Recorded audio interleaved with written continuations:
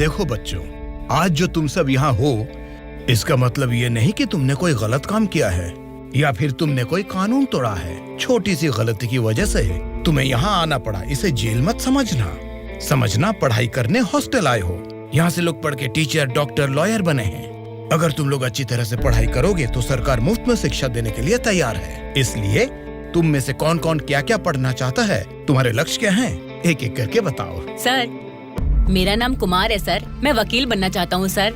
Good. Court में इंसाफ के लिए लड़ सकते हो तो जज भी जरूर बन सकते हो। समझ गया बेटा? बैठ जाओ। सर, मेरा नाम श्रावण है सर, मैं पुलिस वाला बनना चाहता हूँ। पुलिस बनने के लिए 10वीं भी काफी है, तो वहीं डिग्री पास करके आईपीएस के लिए प्रिपेयर होके तुम एसपी भी बन सकते हो। ठीक है? तुम्हारा नाम क्या है बेटा? मेरा नाम सूर्या है सर। तुम फ्यूचर में क्या बनना चाहते हो? सीएम। जीएम क्या? जीएम नहीं sir, CM, chief minister.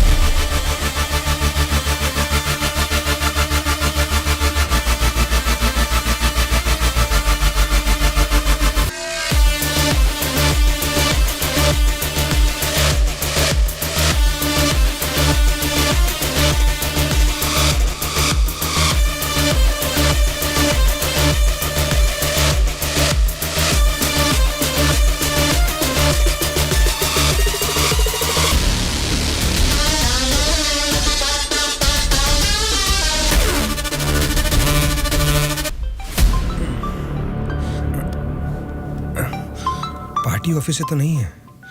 Hello, क्या बात है सुब्बा राजू, ये आधी रात को मीटिंग क्यों बुलाया है? अरे आपको पता नहीं क्या, 10 दिन में इलेक्शंस का रिजल्ट्स है। सर्वे या कुछ तो आया होगा, उसे देख के मैडम को थोड़ा टेंशन आ गया होगा। वही बात है ना? वजह यही होगी सर, और क्या होगा। आधी रात को अचानक मीटिंग रख के आप सबको यहाँ बुलाने के लिए मुझे माफ कीजिए। कोई बात नहीं मैडम, आपके लिए, अपने पार्टी के लिए इतनी तकलीफ तो ले सकते हैं। वैसे इस मीटिंग में क्यों बुलाया हमें मैडम?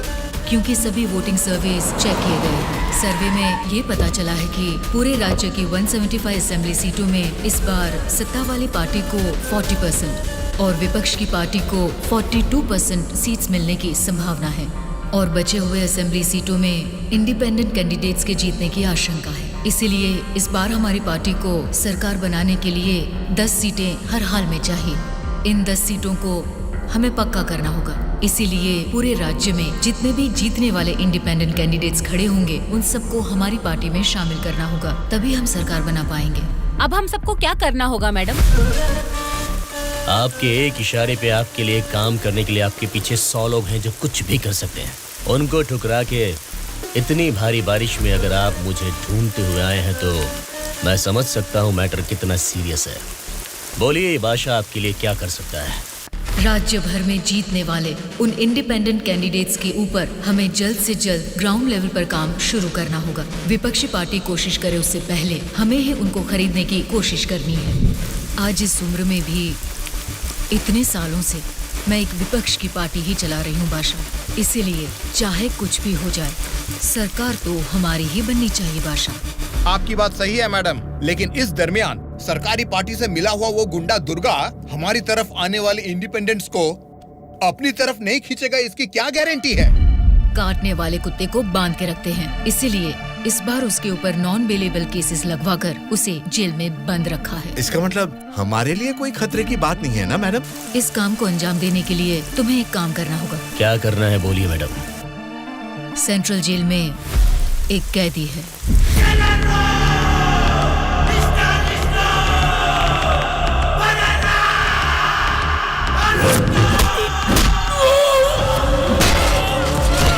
8-10 आदमियों को जेल भेजकर उसे मरवाना होगा। नाम क्या है उसका? दुर्गा।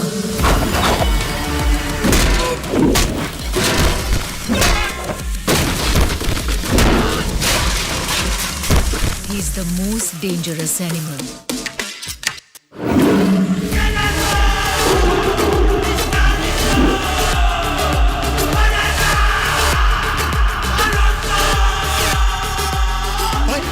हमारी लोगों को कोई मार रहा है।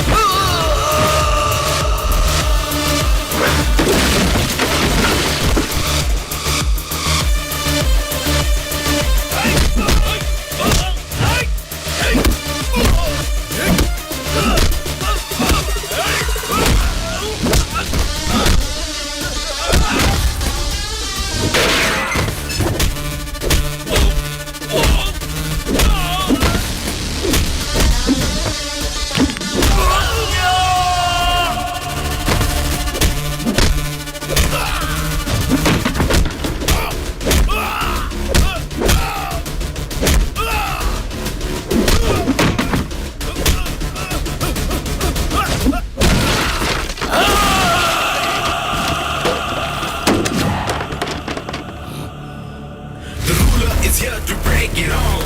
Make his own rules, make you fall. You gotta be the change you wanna see. He's gonna be the range you won't believe.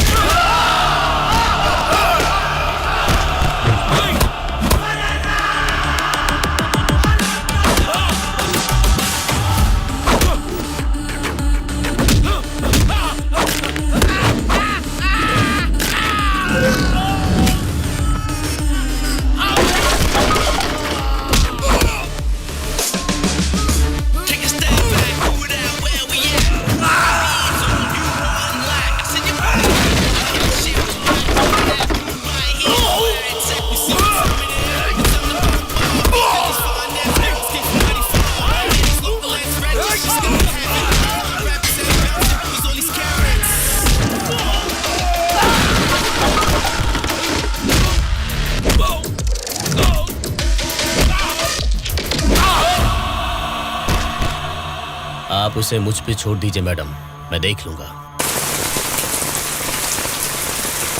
ये जेल है, कोई पबजी खेलने का ग्राउंड वाउंड नहीं, समझ गया? बोल क्यों नहीं रहा है? क्यों मारा उन लोगों को?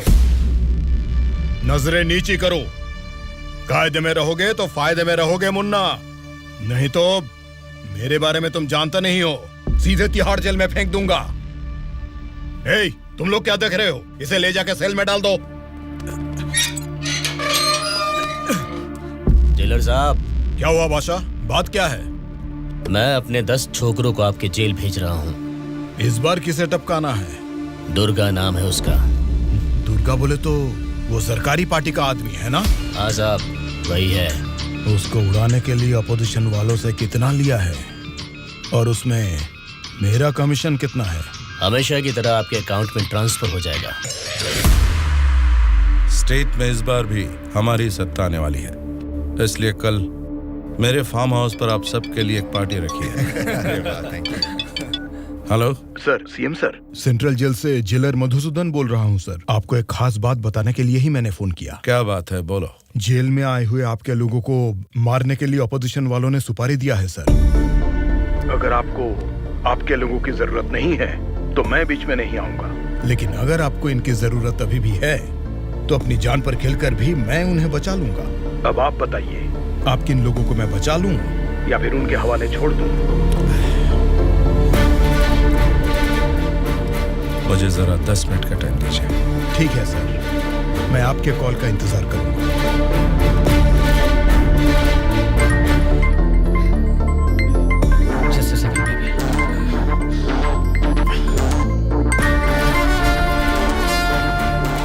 हेलो मामा, बोलिए। जेल में दुर्गा को उड़ाने के लिए ऑपोजिशन वाले प्लान कर रहे हैं। वो अभी भी हमारे लिए कोई काम का है क्या? अरे मामा, अब पूरा काम उसी के हाथ में है मामा। अगर हाथ पर हाथ धरे बैठे रहे तो वो पार्टी फिर से सत्ता में आ जाएगी, तो फिर वो हमारे किस काम का रहेगा? इस बार जैसा आप सोच रहे हैं, सत्ता हमारे हाथ में नहीं है मामा। 70% उन्हीं के फेवर में है। ये बात तुझे कैसे पता? इलेक्शन सर्वे रिपोर्ट्स में वो हमसे ज्यादा स्ट्रॉन्ग है मामा।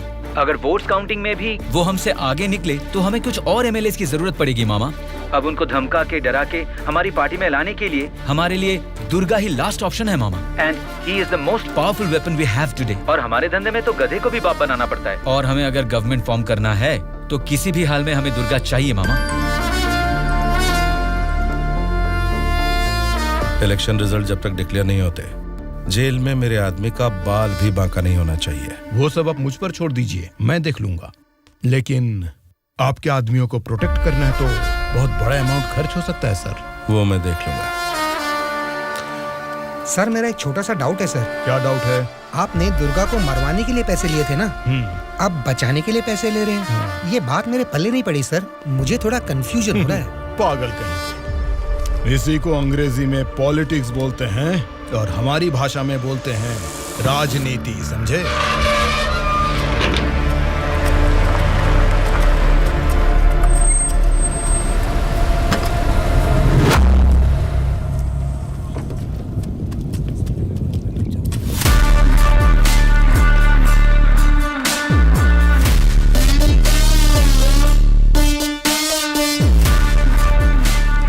ये लोग फिर से जेल में आ गए ना।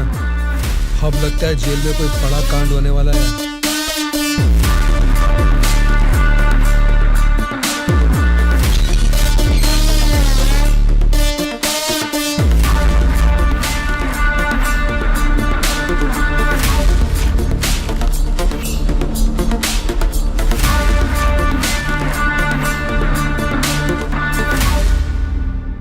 उसे कब मारने का सोचा है? हो सके तो आज ही।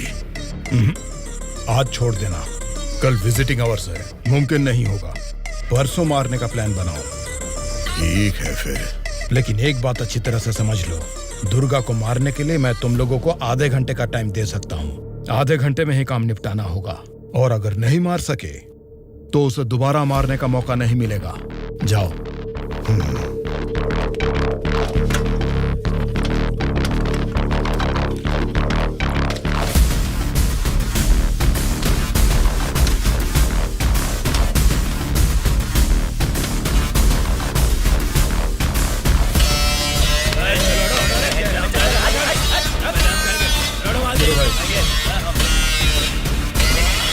आगे चल। अल्लाह, ये सुना नहीं क्या?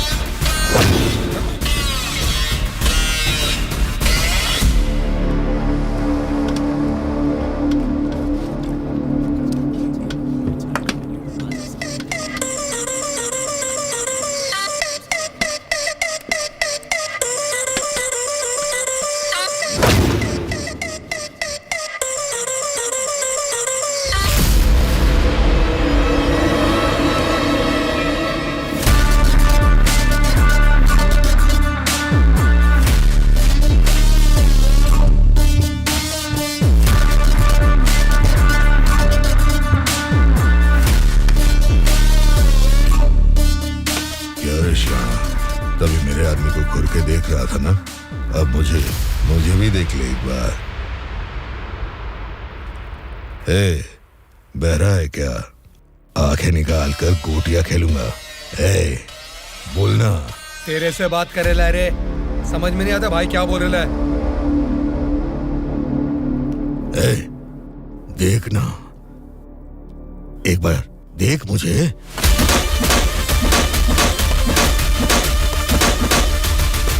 मेरे बारे में तुम जानता नहीं हो, सीधे तिहाड़ जेल में फेंक दूंगा।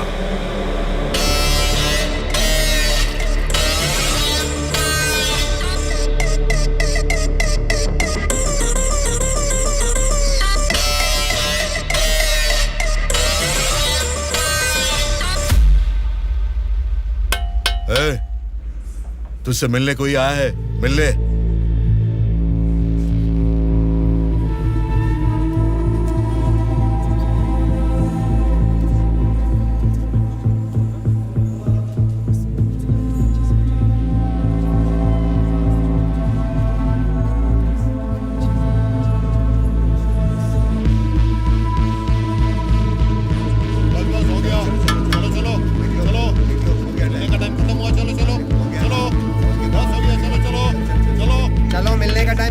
चलो निकलो यहाँ से, चलो टाइम हो गया।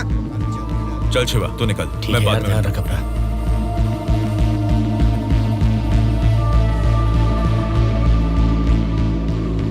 शिवा, भावना कैसी है? देखा, अभी याद आई ना तुझे उसकी? मुझे लगा तू भूल गया था।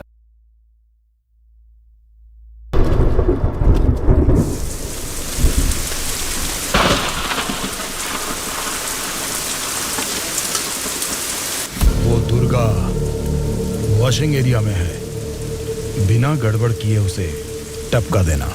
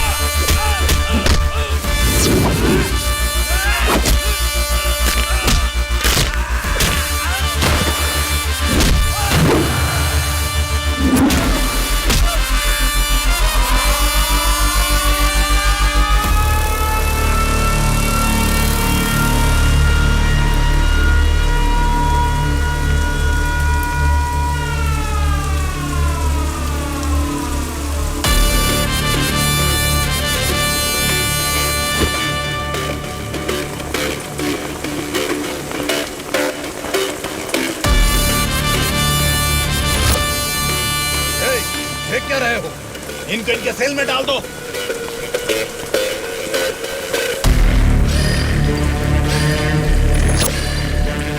हाँ जेलर साहब। यो बादशाह, तुम और 10 लोगों को भेजोगे ना तो भी जेल में उस दुर्गा को नहीं मार सकोगे। क्या हुआ जेलर साहब? क्या हुआ है? तुमने जिन 10 लोगों को भेजा उन्हें उसने कुत्ते की तरह पीटा। मुझे तो लगता नहीं है उनमें से एक भी जिंदा बचेगा। आइंदा जेल के अंदर ऐसी बचकानी हरकत मत करना। जेल के बाहर ही निपटाओ। प्लानिंग जेल के बाहर करो। रखो फोन।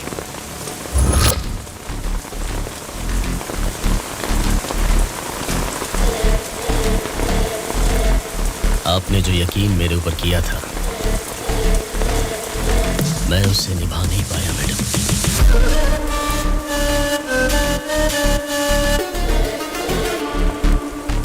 आप ये गन लीजिए मैडम। इस गन से मुझे अभी इसी वक्त यहीं पे मार दीजिए, नहीं तो मुझे एक और मौका दीजिए। मैं खुद जेल में जाकर उस दुर्गा को मारूंगा।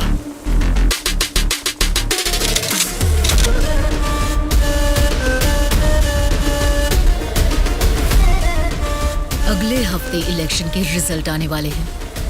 अगर रिजल्ट मेरी फेवर में नहीं आए तब बताऊंगी कि तुम्हें किसको मारना है।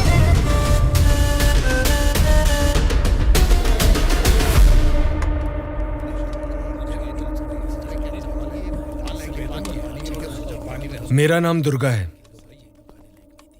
सूर्या। कल मुझे बचाने के लिए थैंक्स।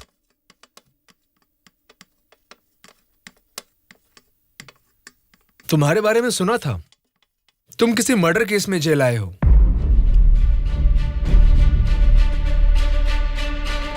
सूर्या, अगर तुम मेरे साथ काम करना चाहते हो तो कहो, मैं तुम्हें इस जेल से बाहर निकाल सकता हूं और तुम्हारे ऊपर जितने केसेस हैं वो सब मिटा सकता हूं। वो कैसे? मेरी सरकार में अच्छी जान पहचान है। अगर तुम हमारे साथ काम करना चाहते हो तो कहो, हमारी पार्टी सत्ता में आते ही तुम्हारे ऊपर से सारे केसेस हटवा दूंगा। तुम सच में मेरे ऊपर से वो केस निकलवा दोगे तो मैं तुम्हारे साथ मिलकर कुछ भी करने के लिए रेडी हूं। तो आज से हम दोनों फ्रेंड्स।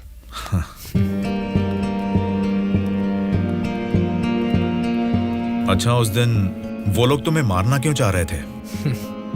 ऑपोजिशन वाले तो मुझे कई दिनों से मारने की कोशिश कर रहे थे, क्योंकि उन्हें इस बार जेल में मौका मिल गया, इसीलिए वो मुझे मारने आ गए।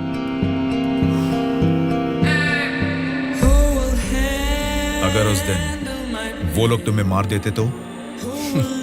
क्या होता? जेल में तुम्हारे जैसे अच्छे फ्रेंड को खो देता।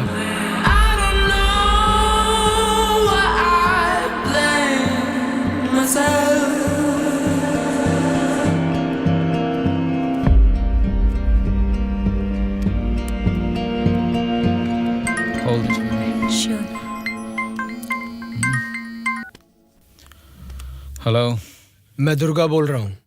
बोलो दुर्गा। यहाँ जेल में मैं एक आदमी से मिला। किसी छोटे मोटे मर्डर केस में अंदर आया है, लेकिन उसकी हिम्मत अलग ही लेवल की है भाई। वो तो ठीक है, लेकिन क्या वो हमारे काम आएगा? बेशक वो हमारे काम आएगा भाई। ठीक है, इस बार इलेक्शन रिजल्ट्स अगर हमारे फेवर में नहीं आए तो तुम्हें बाहर आना पड़ेगा। ठीक है भाई। तब मैं मामा से बात करके तुम्हारे साथ उसको भी बाहर लाने का प्लान करूंगा।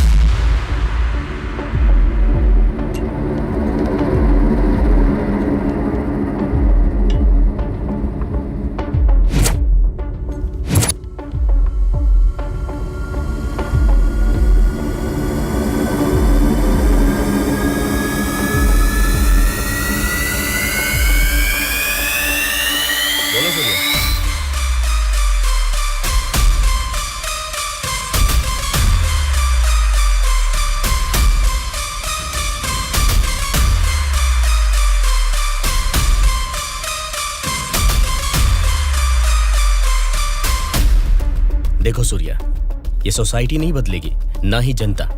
ये 100 साल के इतिहास में तुम्हें कभी लगा है कि वोट डालने का तरीका बदला है? हमें क्या लेना है सूर्या, मेरी बात सुन, ये सब अभी से छोड़ दे। देखो शिवा, जैसा तू बोल रहा है ये समाज नहीं बदला होगा, पब्लिक ने वोट देने का तरीका भी नहीं बदला होगा, लेकिन पब्लिक को पालने वाले नेता लोगों को हमें बदलना है यार। 40 दिन के इंतजार के बाद हुआ पर्दाफाश। जीते हुए उम्मीदवार जश्न मना रहे हैं तो हारे हुए उम्मीदवार उसकी वजह ढूंढने में जुट गए हैं। जनता के वोट ये बता रहे हैं कि उन्हें किसी से कोई बैर नहीं। दोनों मेजर पार्टियों को इलेक्शन में लगभग एक समान वोट मिले हैं। राज्य के पूरे 120 असेंबली सीटों में से सरकारी पार्टी को 48 सीट मिले हैं, वहीं ऑपोजिशन पार्टी को 52 सीट मिले हैं। बाकी 20 सीटें इंडिपेंडेंट एमएलएस को मिले हैं और वो ही तय करेंगे कि राज्य में सरकार किस पार्टी की बनेगी। अब उनमें से कितने लोग कौन सी पार्टी को समर्थन करेंगे, राज्य की सत्ता कौन सी पार्टी को जाएगी, ये सब जानने के लिए शक्ति परीक्षण होने तक सबको इंतजार करना ये होगा। क्या है सर, इस बार ऐसे कैसे हो गया? अब हम क्या करेंगे सर? इस बार भी गवर्नमेंट हमारी ही बनेगी।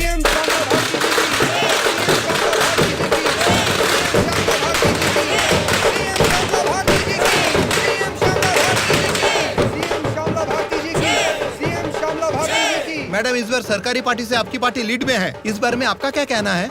जनता को अब हमारे ऊपर यकीन आ गया है, इसलिए इस बार हमारी पार्टी लीड में है। Thank you. श्यामला भारती जी की, सीएम श्यामला भारती जी की, सीएम श्यामला भारती जी की, सीएम श्यामला भारती जी की, सीएम श्यामला भारती जी की, सीएम श्यामला भारती जी की, सीएम श्यामला भारती जी की, सीएम श्यामला भारती जी की।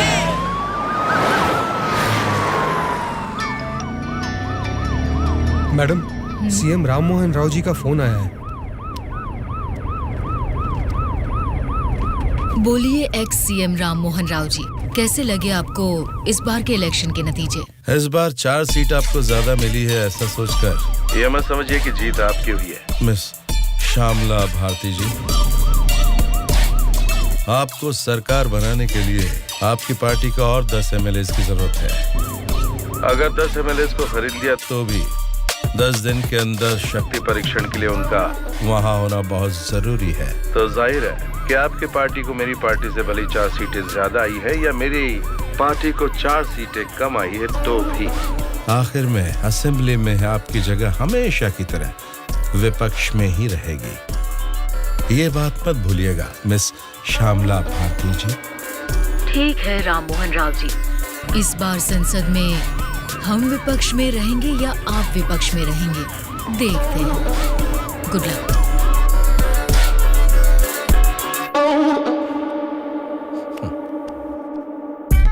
ये जानते हुए कि हमारी पार्टी लीड में है, ये राम मोहन राव कॉन्फिडेंटली कह रहा है कि हमारी पार्टी जीत नहीं सकती। इससे ये साफ पता चलता है कि हमारी पीठ पीछे साजिश हो रही है। हम एक लीडिंग पार्टी है, हमें हमारी पार्टी को सत्ता में लाने के लिए उन 20 इंडिपेंडेंट्स को हमारी पार्टी में लाने का कोई ना कोई तरीका ढूंढना होगा। हमें उन 20 लोगों को जल्द खरीदना होगा मैडम, और उसका केवल एक ही रास्ता है। कौन सा रास्ता? अनंतगिरी में 20 साल से ना हारने वाले कल्याण प्रसाद को हमें सबसे पहले खरीदना होगा मैडम। उसी को क्यों?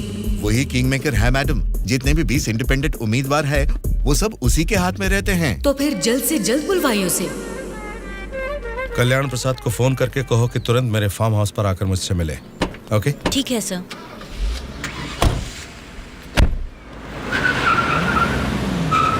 लगता है सब लोग आ गए हैं, तेरी वजह से ही लेट है। हाँ रुको रुको। नमस्कार मैडम।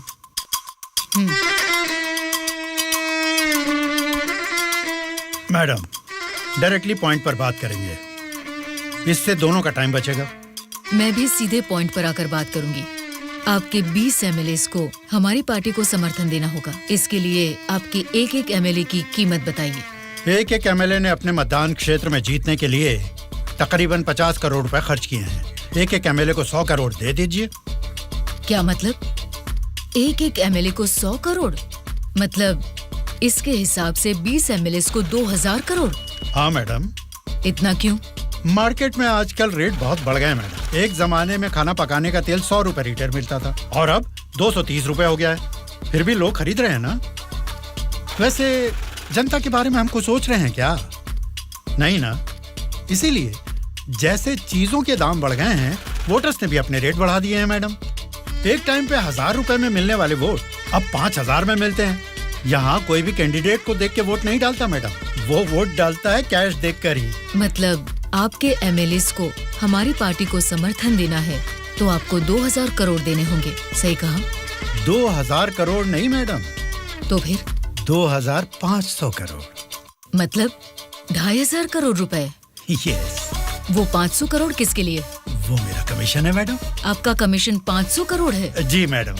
मैं आपको कोई प्याज टमाटर थोड़ी ना बेच रहा हूँ। इस राज्य की सत्ता 5 साल के लिए दे रहा हूँ आपको। इसके बदले में एक छोटी सी 500 करोड़ की रकम कमीशन लेने में कोई गलती नहीं है मैडम।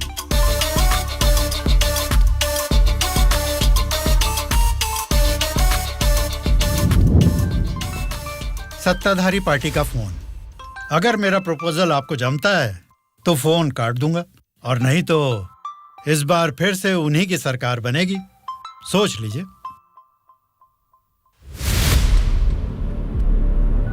सर, कल्याण प्रसाद जी मेरा कॉल कट कर रहे हैं सर। फिर से ट्राई करो। Okay sir.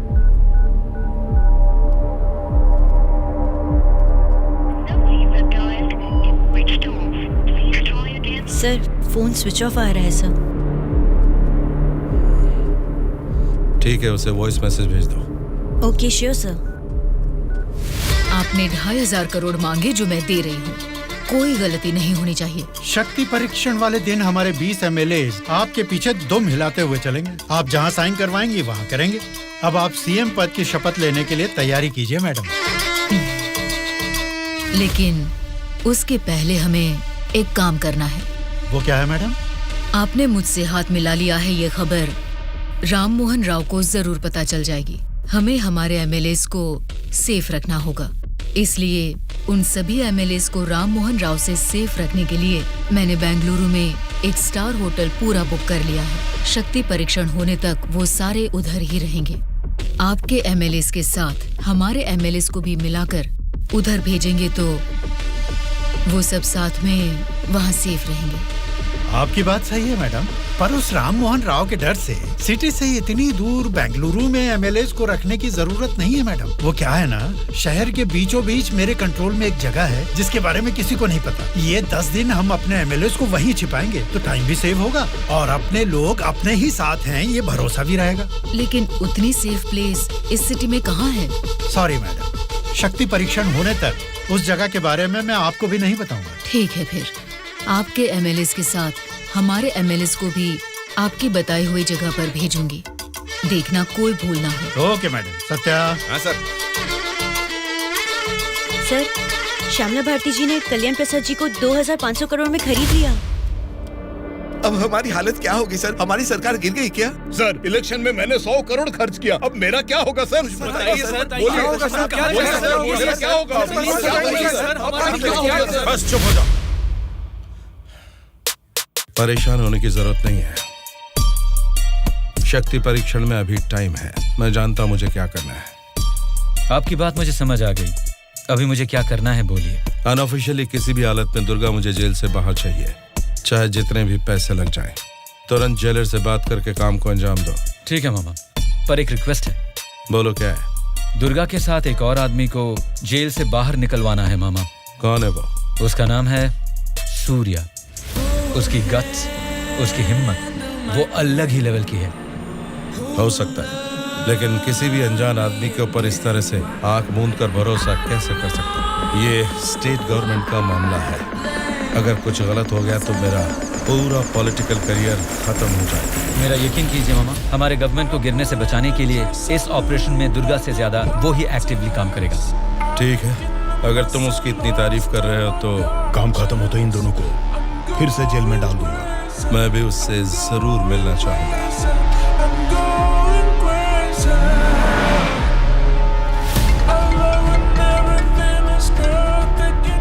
हेलो मैडम, मुझे आपको एक इन्फॉर्मेशन देनी है।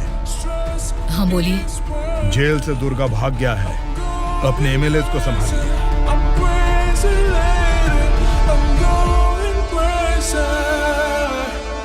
इनको अभी छोड़ के आपने वो पार्टी को इन्फॉर्मेशन क्यों दे दिया सर? वो लोग आपस में लड़के मरेंगे तो ही ना हम जैसे लोग सेफ रहेंगे।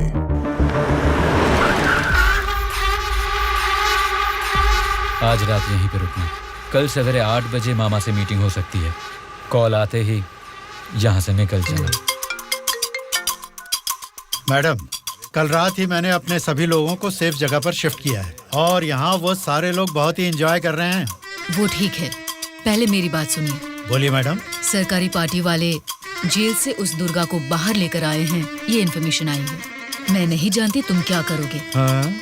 लेकिन हमारे सभी एमएलए सेफ रहने चाहिए। मैडम, दुर्गा जैसे 10 लोग भी जेल से बाहर आ जाए ना तो भी हमारे एमएलए कहाँ है पता लगाना मुश्किल है। फिर भी सामने वाली पार्टी प्लान कर रही है तो इसका मतलब हमें संभल के रहना है। आप टेंशन मत लीजिए, शक्ति परीक्षण होने तक उनको ही नहीं आपको भी आपके एमएलए कहाँ है पता नहीं चलेगा। ऐसा प्लान किया है। ठीक है, जो भी करो संभाल कर। इलेक्शन रिजल्ट के बारे में इस बार भी मेरा अंदाजा गलत निकला। लगता है सत्ता हाथ से जाने वाली है। तुम दोनों को क्या करना है ये तुम सोचो, चाहे जितने पैसे खर्च हो जाएं। लेकिन उस श्यामला ने जिन 20 इंडिपेंडेंट एमएलएस को खरीदा है वो किसी भी तरह मुझे चाहिए। तुम लोगों का क्या प्लान है? बताओ क्या करोगे? उन सबको किडनैप करेंगे सर। किडनैप? हाँ सर। 20 एमएलएस को किडनैप करना तुम्हें स्कूल के बच्चों को किडनैप करने के जैसा लग रहा है क्या? 20 एमएलएस नहीं सर, ऑपोजिशन एमआईयू को मिलाकर पूरे 72 एमएलएस हैं सर। क्या 72 लोग? आपकी पार्टी से जीते हुए 48 एमएलएस के साथ पूरे 120 एमएलएस को आपके बेंगलुरु वाले फार्म हाउस में बिना बंदी बनाए इस बार आप सीएम नहीं बन सकते हैं सर। ऑपोजिशन एमएलएस तक तो ठीक है, लेकिन हमारे एमएलएस क्यों? वो तो हमारे ही लोग हैं ना। राजनीति में सब कुछ हो सकता है सर, सब कुछ जायज है। सत्ता का पलड़ा जिस तरफ है वो उस तरफ चले जाएंगे। यहां जीतने से ज्यादा सत्ता जरूरी है सर। अभी की सिचुएशन में अपने एमएलएस को हमें ही बचाना है सर। इसलिए हमें उनके साथ हमारे एमएलएस को भी बंदी बनाना ही होगा सर। तुम्हारा प्लान सुनने में तो ठीक ही लग रहा है, लेकिन ऑपोजिशन एमएलएस को किडनैप कैसे करोगे? ये मुमकिन है क्या? सत्ता की जंग हर कोई जीतना चाहता है, पर जीत सिर्फ एक की ही होती है और उसी को वीर कहते हैं। मैंने आपको जिसके बारे में बताया था ये वही है सर। तो जरा बताओ कि शुभ काम का मुहूर्त कब है? इस शुक्रवार को ही आपके सभी एमएलएस को बस में बिठा के दुर्गा को सौंप दीजिए। दुर्गा उनको बेंगलुरु हाईवे के एक ढाबे पर लेकर आएगा। इसी बीच ऑपोजिशन के सभी एमएलएस को किडनैप करके लाने का जिम्मा मेरा होगा। गुड। तुम्हारे प्लान के साथ तुम्हारा कॉन्फिडेंस भी मुझे अच्छा लगा।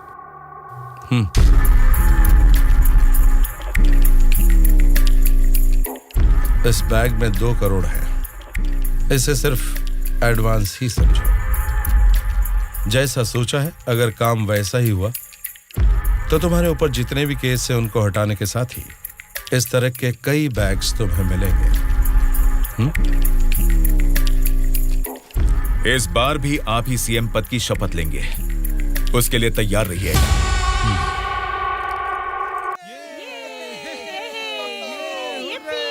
कल्याण प्रसाद के फोन का लास्ट कॉल लोकेशन कल रात 11 बजे का गुलजार हाउस में दिखा रहा था। तभी से लेके अब तक वो किसी के टच में नहीं है।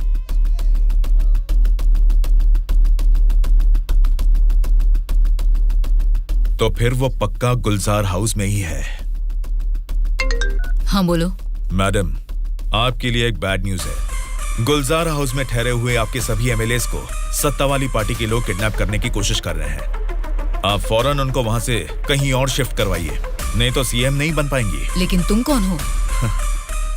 आपका हितैषी हूं।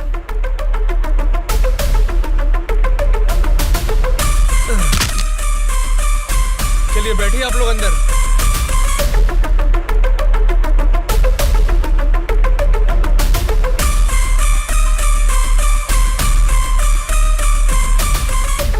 बोलिए मैडम। कहाँ हैं आप? मैं नहीं बता सकता। मैं सीरियसली कुछ पूछ रही हूँ, उसका सीधा जवाब दीजिए। मैं भी सीरियसली ही बोल रहा हूँ मैडम, नहीं बता सकता। आप सब गुलजार हाउस में हैं, ये बात मैं अच्छी तरह से जानती हूँ। वो कैसे मैडम? गूगल मैप पे भी सर्च करने पर इस जगह के बारे में किसी को पता नहीं चलता। सिर्फ मुझे ही नहीं बल्कि सरकारी पार्टी वालों को भी पता है कि आप सब कहाँ छुपे हो। अब क्या करें मैडम? उनके वहाँ पहुँचने से पहले निकलो वहाँ से और अपने साथ सभी एमएलएस को वहाँ से शिफ्ट कर दो। लेकिन अभी के अभी इतने एमएलएस को कहाँ शिफ्ट करेंगे मैडम? मैं बस भेज रही हूँ, मेरे बैंगलोर वाले रिसोर्ट में शिफ्ट हो जाओ। समझ गए तुम? समझ गया।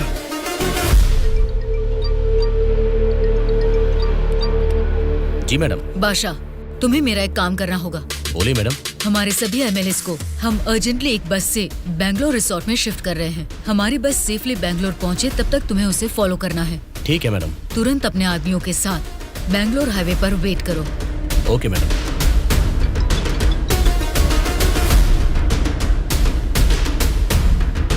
हेलो मैडम, मैं ट्रैवल एजेंसी का बस ड्राइवर बोल रहा हूँ मैडम।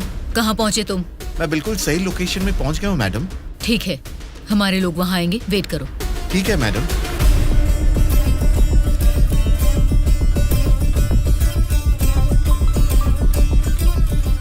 हाँ बोलिए मैडम। बस आ गई है, आप सब तुरंत वहाँ से निकल जाइए। ठीक है मैडम। बस आ गई है, चलिए सब लोग बस में बैठिए।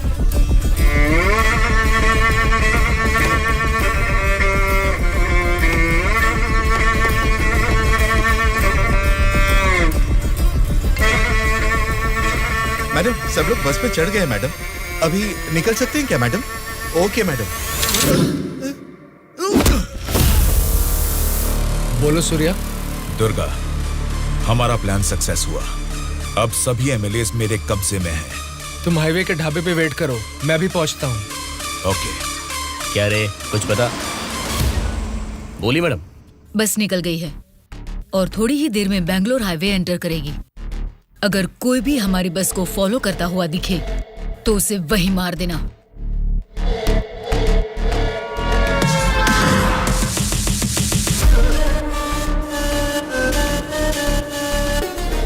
मैडम, हमारे एमएलएस की बस अभी सामने से क्रॉस हो गई है।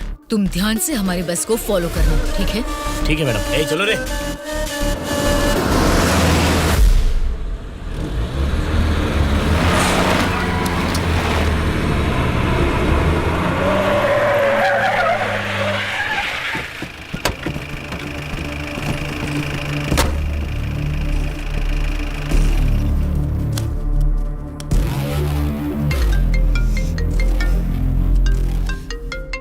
बोलो बादशाह।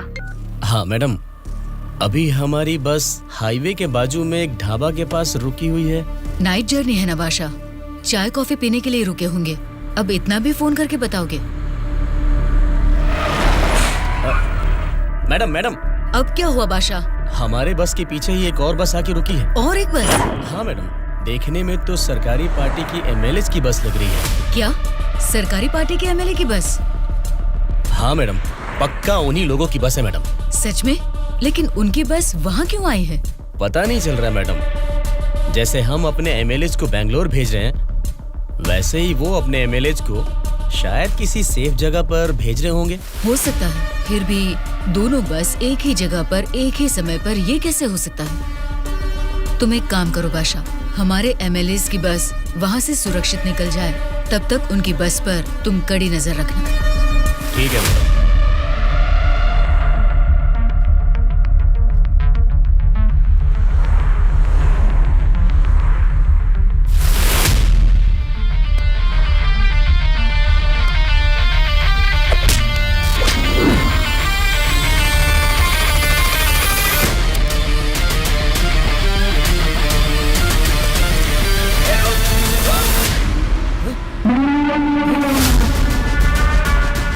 बोलो बादशाह। हमारे बस ड्राइवर ने सरकारी पार्टी के बस ड्राइवर दुर्गा को मार के उनकी बस को भी हमारे बस ड्राइवर ही ड्राइव करके ले जा रहे हैं मैडम। व्हाट? उनकी बस को हमारे ड्राइवर क्यों ले गए हैं? मुझे भी कुछ समझ में नहीं आ रहा मैडम। ठीक है, मैं अपने ड्राइवर को फोन करके पता लगा लूंगी। पहले तुम हमारी बस को फॉलो करो। Okay madam. Hello madam. Anwar, क्या कर रहे हो तुम लोग? कुछ लोग आके मुझे मार के हमारी बस को लेके गए मैडम। बोली मैडम। बादशाह, वो लोग अपने ड्राइवर नहीं हैं, कोई क्रिमिनल्स हैं। उनका पीछा करो। Stop them right now. ठीक है मैडम।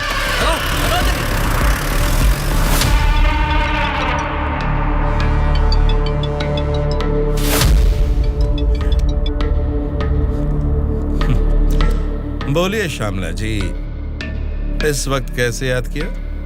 बड़े रिलैक्स्ड मूड में लग रहे हैं आप। एक शॉकिंग न्यूज सुनाऊं आपको? बताइए, क्या है वो? अभी तक मैंने सोचा कि संसद में आपके और मेरे बीच में स्पर्धा है, लेकिन हमारी इस स्पर्धा में किसी तीसरे ने एंट्री ली है। उसने क्या किया है, अगर ये आपको बताऊंगी तो बहुत बड़ा झटका लगेगा। वो तीसरा कौन है और उसने क्या किया है, ये आप बताएंगी, तभी तो पता चलेगा कि मुझे बड़ा झटका लगेगा या नहीं। जेल में से आपने एक जानवर को बाहर निकलवाया मिस्टर राव। उस जानवर को मारकर उस तीसरे ने हमारे एमएलए के साथ आपके एमएलए को भी किडनैप करके वहाँ से भाग गया है मिस्टर राव। अगर मुझे पता चला कि उस तीसरे और आपके बीच में कुछ कनेक्शन है, तो मेरी एक बात याद रखना, आपका पॉलिटिकल करियर मैं पूरी तरह से बर्बाद कर दूंगी मिस्टर राम मोहन राव।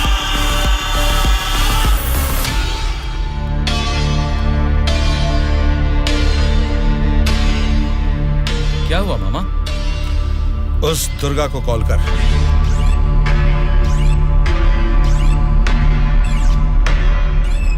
वो फोन नहीं उठा रहा है। उसके फ्रेंड को कॉल कर।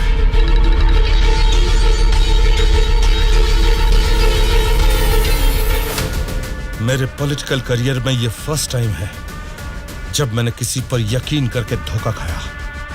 बोल, कौन है रे तू?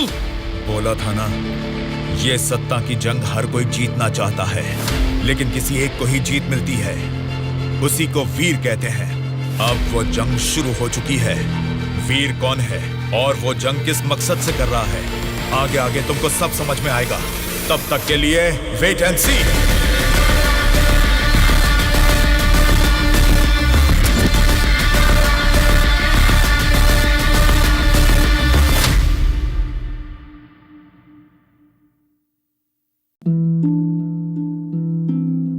मैंने कब सोचा था मेरी जिंदगी यूं बदल जाएगी।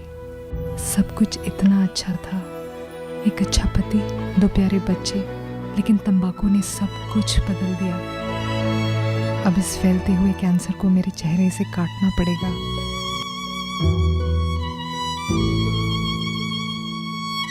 कुछ भी पहले जैसा नहीं होगा।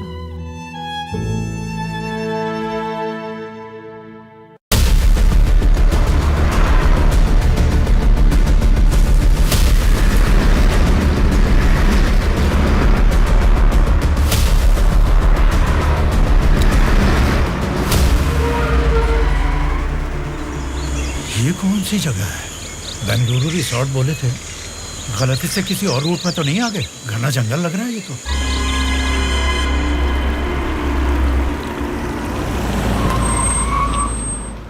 सर वो क्या है कि तुम पर भरोसा करके काम सौंप दिया, इसके लिए तो मुझे खुद को जूते मारने चाहिए। अपना ये चेहरा फिर मुझे कभी मत दिखाना। पता नहीं कहां से एक अनजान आदमी को लाकर मेरे सर पर बैठा दिया। अब देखो उसने क्या किया है। सॉरी मामा। मर जाओ जाकर। उस डीजीपी को फोन करके फार्म हाउस में आने के लिए कहो। ओके मामा। क्या रे, हमारी पार्टी ज्वाइन करने के लिए इस जंगल में आ गए तुम लोग? अरे जब लीड में हम हैं तो तुम्हारी पार्टी में आने की नौबत क्यों आएगी हमें? लीड में हम हैं बोलकर तुम सब लोग हमारी पार्टी में आ गए। देख लो, कुछ अकल है कि नहीं? वाली लीड नहीं, जीतने वाली भी अपनी ही पार्टी है। रुक जाओ, क्या है ये? इतना शोर कर रहे हो? आपस में लड़के कुछ नहीं मिलने वाला। हमें कुछ भी बोलिए, लेकिन हमारी पार्टी को कुछ मत बोलना। समझ गए? जरा सामने आओ और अपनी पार्टी की ताकत दिखाओ। हमारी पार्टी का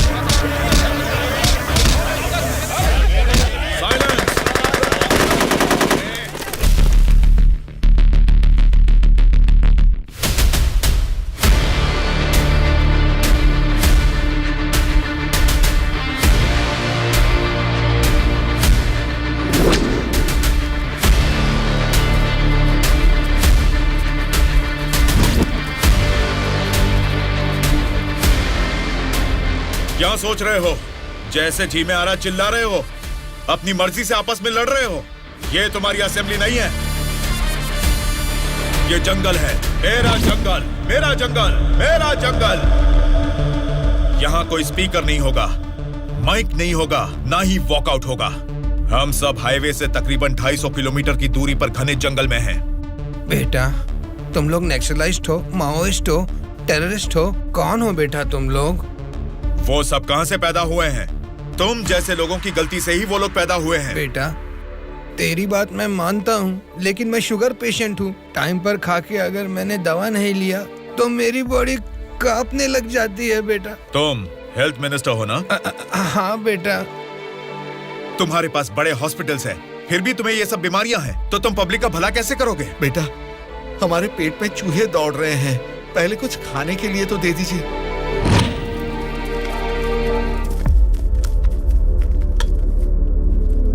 ये क्या खाना है? ये तो जेल के खाने से भी बदतर है। क्यों रे? तेरी राशन की दुकान में यही चावल तो बिकता है, फिर वो लोग कैसे खाते होंगे, कभी सोचा है?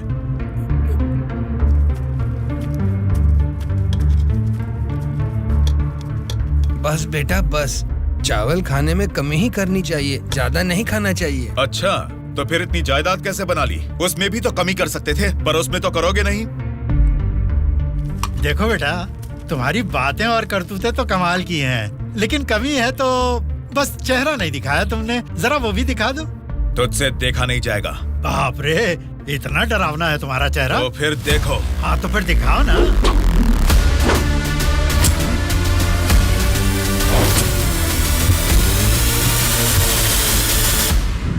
हमारी जिंदगी को लक्ष्य देता है ये महाविद्यालय, हमारे भविष्य को भी रचता है ये विद्यालय। स्वामी विवेकानंद ने कहा था कि देश का भविष्य युवा पीढ़ी के हाथों में है, लेकिन युवा होने के नाते हम क्या कर रहे हैं? देश के भविष्य से मुझे क्या करना है, ऐसा बोलकर हम खुद ही को स्वार्थी बनाते जा रहे हैं। मतलब हमारा पढ़ाई करना, नौकरी करना स्वार्थ है क्या? प्रॉब्लम पढ़ाई के बारे में या जॉब के बारे में नहीं है बेटा, तो फिर देश के भविष्य के बारे में ना सोचना ही प्रॉब्लम है। इसीलिए तो हर 5 साल में हम वोटिंग करके नेता लोगों को चुनते हैं। ये सब काम तो उनका है। वही तो हम लोगों की गलती है, वोट देते हैं और भूल जाते हैं। एक स्टूडेंट की हैसियत से फैसला करना आपके हाथ में नहीं है, लेकिन बेहतर समाज का निर्माण करने का सामर्थ्य आप में है। उन लोगों को खड़ा करके पूछने का हक भी आपको है। जब आप लोग ऐसा करेंगे तब स्वामी विवेकानंद की बात सच होगी कि देश का भविष्य युवाओं के हाथों में है। जाल खरीदने के लिए पैसे देंगे, नाव खरीदने के लिए लोन देंगे। तुमसे यही वादा इलेक्शन से पहले किया गया था ना, लेकिन अब सत्ता में आकर 4 साल होने के बाद भी एक भी वादा पूरा नहीं किया। इसको आप कब तक सहेंगे और कितने दिन भुगतेंगे? इन एमएलएस को जीतने दीजिए और सवाल कीजिए।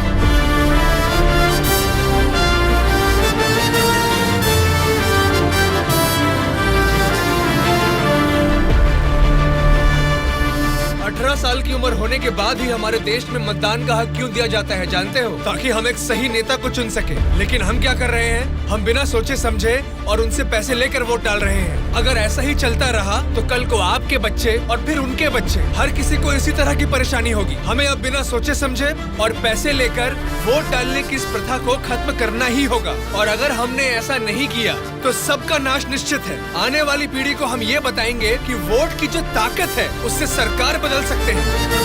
जनता की सच्चाई। स्टूडेंट सर, आजकल जनता के सामने समाज के बदलाव की बातें करते रहते हैं सर। आजकल ये फैशन हो गया है सर। ठीक है। उसके भाषण की वजह से अपनी इमेज डैमेज नहीं होनी चाहिए। सर, हमें उनकी परवाह नहीं करनी चाहिए। वो लोग कुछ प्रॉब्लम नहीं करेंगे सर। अपने किसी आदमी को बोलो इन पर जरा नजर बनाए रखे। Okay sir. दिल्ली से आते ही इनके बारे में कुछ करेंगे। क्या बताऊं बेटा, इस गांव की समस्या वैसे की वैसी ही है। हमारी समस्याओं को सुनने के लिए कोई वार्ड मेंबर नहीं आता है। सरपंच को तो देखा ही नहीं, कॉर्पोरेटर काम नहीं करता, और एमएलए के लिए क्या बताऊं, 4 साल पहले हमने उनको जिताया, वो तो ऐसे गायब हुए जैसे गधे के सर से सिंह। उनसे मिलने जाओ तो लात मार के भगा देते हैं।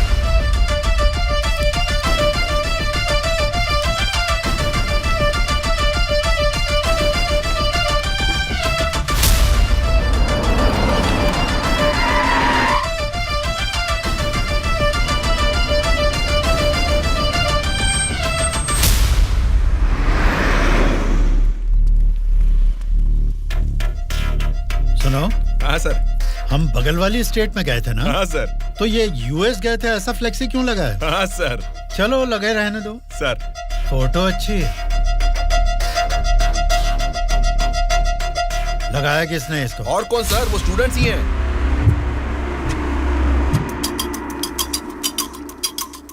इन पोस्टर्स को देखकर वो एमएलए पक्का रिएक्ट करेगा। रिएक्ट तो करेगा, पर कैसे रिएक्ट करेगा वो पता नहीं चल रहा। जैसा भी रिएक्ट करें, कोई भी प्रॉब्लम आने तो हम सबका सामना कर लेंगे साथ में। जैसा आपने सोचा वैसा नहीं होगा। शक्ल से तो पढ़े लिखे लगते हैं, पढ़ाई की है तो अच्छी नौकरी कर लेते। ऐसे पेस्ट लगा के पोस्टर लगाने की गंदी हरकतें क्यों कर रहे हैं आप लोग? ये पॉलिटिक्स के चक्कर में क्यों फंस रहे हैं? ये एक दलदल है, एक बार इसमें उतर गए ना तो फिर इससे बाहर नहीं निकल पाओगे। समझ गए ना? मतलब आपकी नजर में वोटर की कोई वैल्यू नहीं? अरे बहुत सही कहा आपने। आपकी नजर में वोटर की बड़ी कीमत है, लेकिन हमें वोट की कीमत पता है। यही फर्क है आपकी और हमारी सोच में। एक बार वोट मिल गया ना, फिर वोटर को कौन पूछता है? 5 साल के लिए हम ही राजा, हम ही मंत्री। मतलब आपसे सवाल करने वाला कोई नहीं है क्या? अब तुम ही बताओ, जो लोग पैसा लेकर वोट डालते हैं उनको सवाल पूछने का अधिकार है? अभी जो भी हो रहा है वो इलेक्शन नहीं है, कलेक्शन है।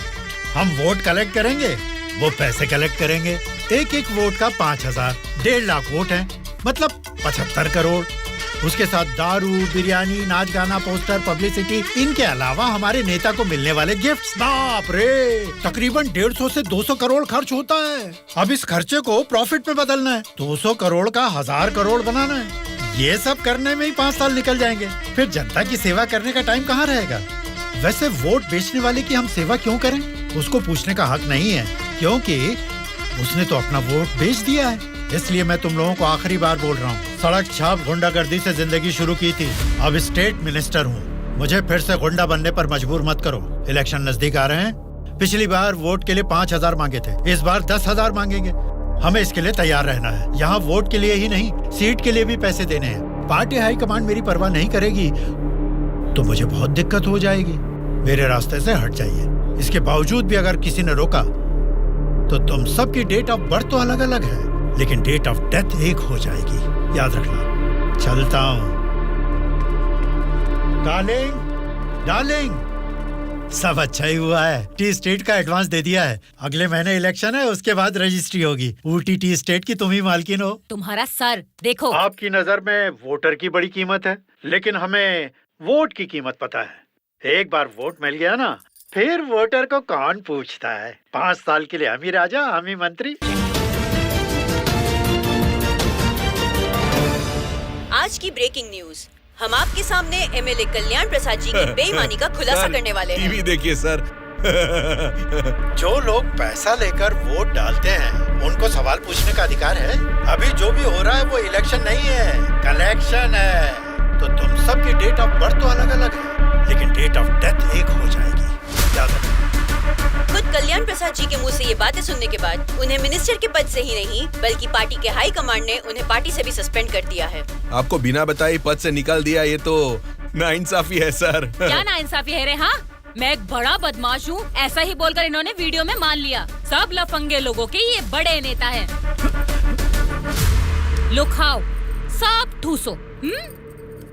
और काम भी क्या है? खाना और सोते रहना, और बचा ही क्या है? बाप रे बाप, कितने सपने दिखाए थे। ऊटी में टी स्टेट लूंगा, कर्नाटक में कॉफी स्टेट लूंगा, अगले इलेक्शन में जीतूंगा तो मैं होम मिनिस्टर बनूंगा, तुम होम मिनिस्टर की बीवी बनोगी, बाद में सीएम और मैं सीएम की बीवी। क्यों जी, तुम तो मुझे सीएम की बीवी बनाना चाहते थे, तुम तो खुद ही सीएम नहीं बन पाए। अभी देखो, नालायक की बीवी बनकर बैठी हूँ यहाँ पर। मैं सोच रही थी सीएम की बीवी बनने के लिए क्या करना पड़ेगा। देखते क्या हो जी, बताओ ना क्या करना है।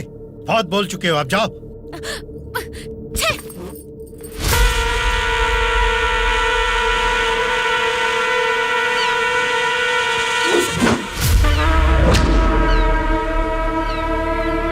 अरे क्या कर रहा है? निकाल उसे। माफ कीजिए सर, अपने लोग हैं, मछली पकड़ना सीख रहे हैं। गलती से आपके ऊपर गिर गया, आप जाइए सर।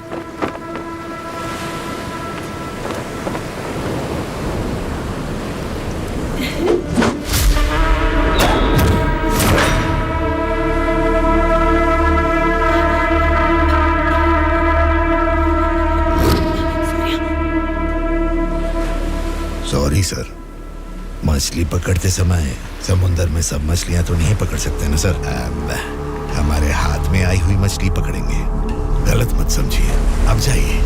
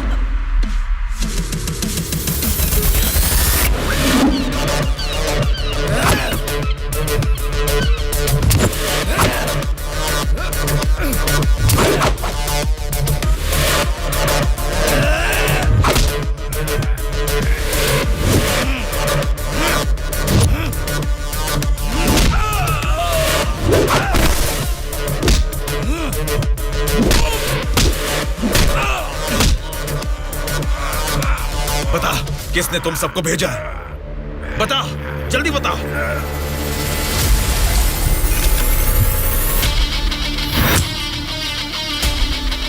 इतना हैरान क्यों है? मरा हुआ आदमी तेरे सामने जिंदा कैसे खड़ा है, यही सोच रहा है ना तू? मुझे मारना तेरे बस की बात नहीं है, ना ही तेरे बाप से हो पाएगा। वोट देना हर एक का हक है, उसे पैसे देकर मत खरीदो। एमएलए एक रिप्रेजेंटेटिव होता है जो लोगों की समस्याओं को सरकार के पास लेकर जाता है, बल्कि ये नहीं कि वो उस क्षेत्र का राजा बनकर बैठे। जस्ट एक कर्मचारी है। तुम सब कुछ भूल गए हो, इसलिए याद दिलाने के लिए पोस्टर्स लगाए, लेकिन तुम तो समझ ही नहीं पाए। अब तक तो तुम्हें ही बदलने के बारे में सोचा था, इस चुनाव क्षेत्र के एमएलए को बदलने के बारे में नहीं। लेकिन अब बदलूंगा। अगले इलेक्शन में चुनाव के लिए रेडी हो जाओ। अब की बार कलेक्शन नहीं, इलेक्शन होगा।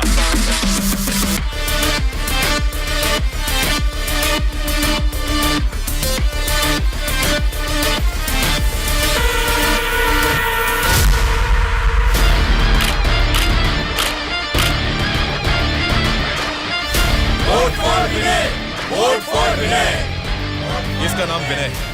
अब हमारे चुनाव क्षेत्र से इंडिपेंडेंट उम्मीदवार के रूप में कल्याण प्रसाद जी के सामने खड़ा हो रहा है। यही पैदा हुआ है, आपकी तकलीफें जानता है। पैसे देकर आपका वोट नहीं खरीदेगा, लेकिन आपके द्वारा डाले गए हर एक वोट को इंसाफ दिलाएगा। इसे जिताकर तुम सब जीतना चाहते हो, या फिर उस कल्याण प्रसाद को वोट डालकर अगले 5 साल के लिए गुलाम बनकर जीना चाहोगे? ये आपकी मर्जी है। भैया, अभी तक पैसे लेके वोट देते थे, लेकिन अब भले काम के लिए वोट देंगे हम। अभी तक हमें कोई ऐसा नहीं मिला जो हमारा साथ दे। आप खड़े हो भैया, इस बार हम वोट आप ही को देंगे।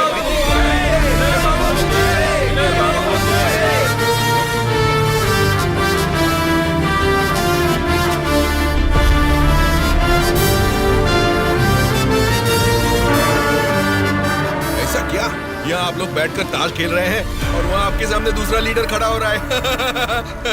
देखो, पैसे लेकर वोट डालने वाली जनता के रहते हैं, इनकी परवाह नहीं करनी है। आपका बोया हुआ पेड़ आपको ही छांव देगा। आपका डाला हुआ वोट भविष्य का फैसला करेगा। अब किसे वोट देना है, ये आप ही तय कीजिए।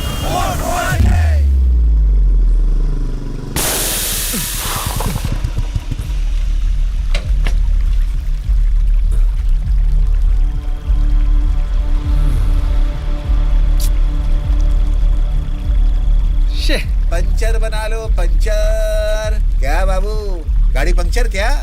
हाँ भाई, जरा अर्जेंटली जाना है। आप पंचर बना दोगे? बनाऊंगा ना। आगे जाके ये हमारे गांव का एमएलए बनेगा। पंचर थोड़ा खट से बना रे। तुम्हारे रोज जाने वाले रास्ते में अचानक तुम्हारी गाड़ी पंक्चर हो गई है, फर्क नहीं दिख रहा है क्या? उसके साथ जैसे गाड़ी पंक्चर हुई तभी पंक्चर वालों का हाजिर होना अजीब नहीं लग रहा है? वैसे तो इलेक्शन में खड़े होना भी अजीब बात है। आप तो एमएलए बन जाएंगे, असेंबली में चले जाएंगे, अपन तो इधर ही रह जाएगा ना। हम तो गुंडागर्दी ही करेंगे, और करेंगे भी तो क्या होगा? मारना, काटना, जलाना और बलात्कार करना। हम किसको मारेंगे, किसको काटेंगे जानते हैं? तेरे दोस्तों को। तेरे दोस्त सूर्या को बहुत बुरी मौत मारेंगे। बाद में बच्चे का कौन जानते हैं आप? आपके साथ घूमती है ना वो गोरी गोरी लड़कियां, जैसे चाहे मजे करेंगे। अय्याशी करके मुंबई रेड लाइट एरिया में जाके बेच देंगे उनको। सोच लेना। चलो रे। आप सबको कुछ बताना चाहता हूँ, लेकिन आप लोग गुस्सा मत होना। तो फिर तुम वो बात ही क्यों कर रहे हो जिससे गुस्सा है? अरे वो बात नहीं है। अरे तो अब बता भी दो ना। मैं ये इलेक्शन नहीं लड़ूंगा। What? सच सच बताओ, क्या तुम्हें किसी ने डराया? ऐसा कुछ नहीं है, मैं ये इलेक्शन नहीं लड़ूंगा बस। तेरी आंखों में मुझे डर दिख रहा है। क्या बात है, बोल। हाँ यार, मैं डर रहा हूँ, तो अब क्या करूँ? अगर जान का डर था तो इस इलेक्शन में खड़ा होने के लिए तैयार क्यों हुआ? कल ही नॉमिनेशन की लास्ट डेट है। कल 3 बजे एमआरओ ऑफिस के पास हम सब तेरा वेट करेंगे। तू कल आ रहा है और नॉमिनेशन भी डालेगा। उल्टा सीधा बोलेगा तो इन सब के बारे में तो नहीं जानता, लेकिन मैं तुझे मारकर समुंदर में फेंक दूंगा। याद रखना, कल शाम को 3 बजे एमआरओ ऑफिस। चलो रे। कल हम तेरे लिए वेट करेंगे।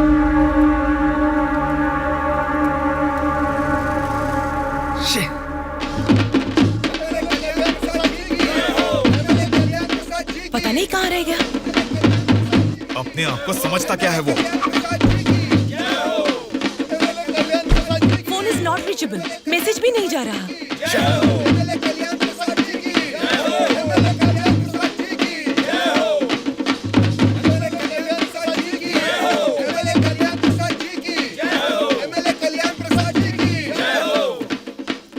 संभाल के रखना, बात के कार्यक्रम में काम आएंगे। नमस्कार वोटर महाराज, आपके अनमोल वोट आप मुझे ही देंगे। देंगे ना? आप ही देंगे। अच्छा मुहूर्त निकलने से पहले नॉमिनेशन करके आता हूँ। नमस्ते।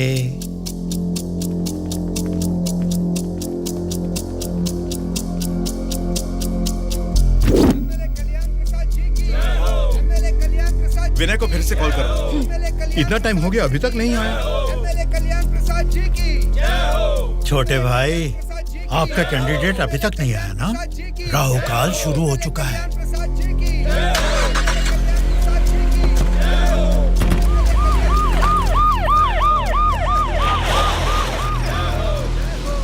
हम तुम्हें अरेस्ट करने आए हैं। हमें चलो बताते हैं।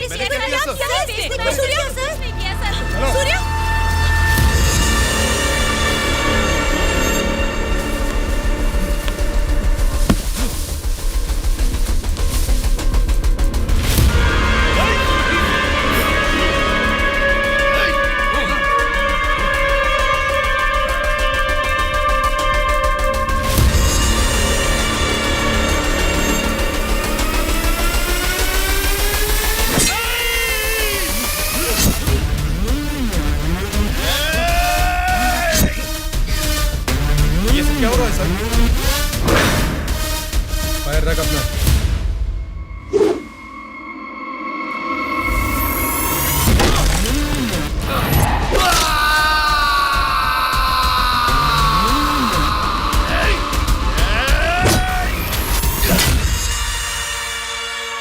पकड़ रहे इसे। सर, ये सब क्या हो रहा है सर? हो रहा है नहीं, जो हुआ है वो बता रहा हूँ। पकड़ इसे।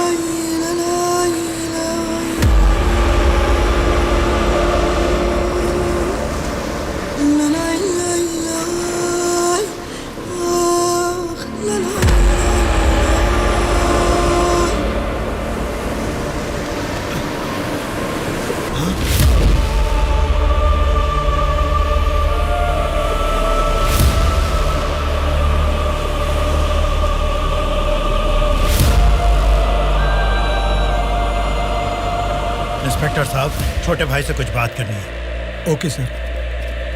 छोटे भाई, खुद को ही अक्लमंद समझते हो, तुम्हारे रेंज की नहीं है, फिर भी मेरी थोड़ी सी अकल है। तुम्हारे इस्तेमाल किए हथियार को मैंने भी यूज किया, सोशल मीडिया। कल ही नॉमिनेशन की लास्ट डेट है।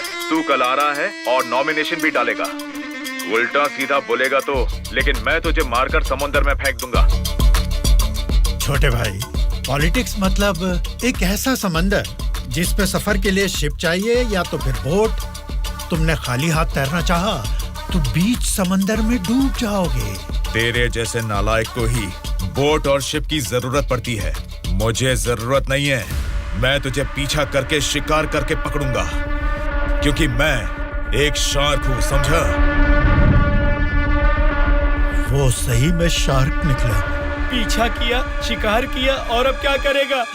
हे, चलो यहाँ से। हाँ, चलो चलो जल्दी चलो। निकलो। हाँ, चलो जल्दी चलो। चलो। कुछ भी कहो यार, मौसम तो बहुत लाजवाब लग रहा है। पेट में बहुत गड़बड़ है, लगता है इधर ही बैठ के आ जाएगी। भाई, इस उम्र में भी तू टाइम पे हल्का हो जाता है, मतलब तेरा हेल्थ तो एकदम सुपर है मेरे भाई।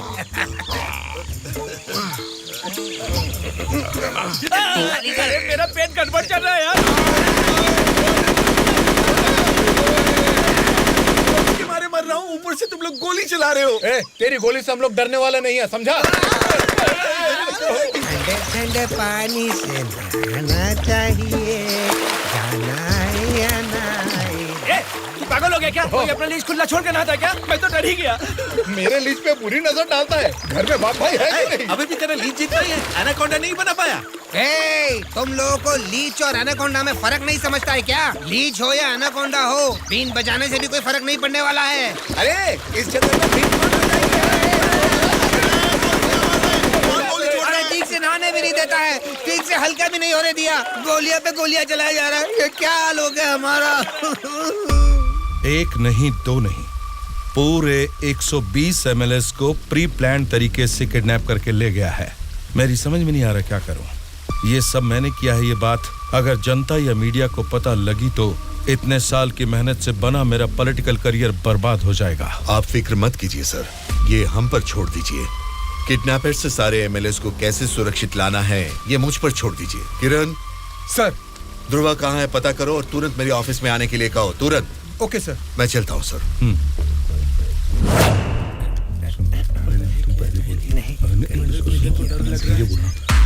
मुझे तो डर लग रहा है। तुम्हें बोलो बेटा क्या है? आपके बारे में सब कुछ पता चल गया बेटा। सच में नाइंसाफी हुई है। मैं सच बोल रहा हूँ, लेकिन गलती तो उसने की है। फिर हम लोगों को यहाँ लेकर क्यों आए हो बेटा? चाहिए तो उसको अकेले रख लो और हम लोगों को छोड़ दो बेटा। ठीक है, तुम लोग कह रहे हो तो मैं तुम्हें छोड़ दूंगा। उससे पहले मैं तुम सबसे 3 सवाल पूछूंगा। अगर तुमने सही जवाब दिया तो मैं तुम सबको आज ही छोड़ दूंगा। पहला सवाल, आप में से सनी लियोन को कितने लोग जानते हैं? क्यों नहीं जानते सर? वो तो मेरी पसंदीदा फिल्म स्टार है। उसे देखे बिना मुझे नींद ही नहीं आती, समझे? दूसरा सवाल, पूजा हेगड़े को कितने लोग जानते हैं? पूजा हेगड़े का मैं बहुत बड़ा फैन हूँ बेटा। एक चुम्मा, एक चुम्मा, एक चुम्मा।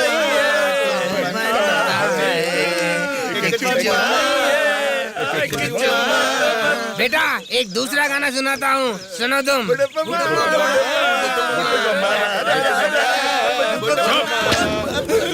तीसरा सवाल, नारायण स्वामी को कितने लोग जानते हैं? भाई नारायण स्वामी ना, उनका व्रत मैं हमेशा रखता हूँ। तुम सनी लियोन को जानते हो?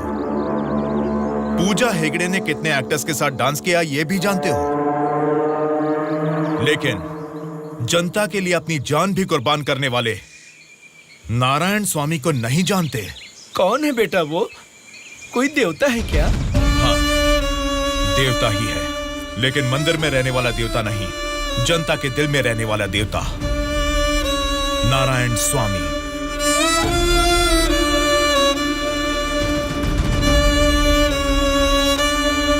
नमस्कार सर। नमस्ते माँ जी। नमस्ते नमस्ते।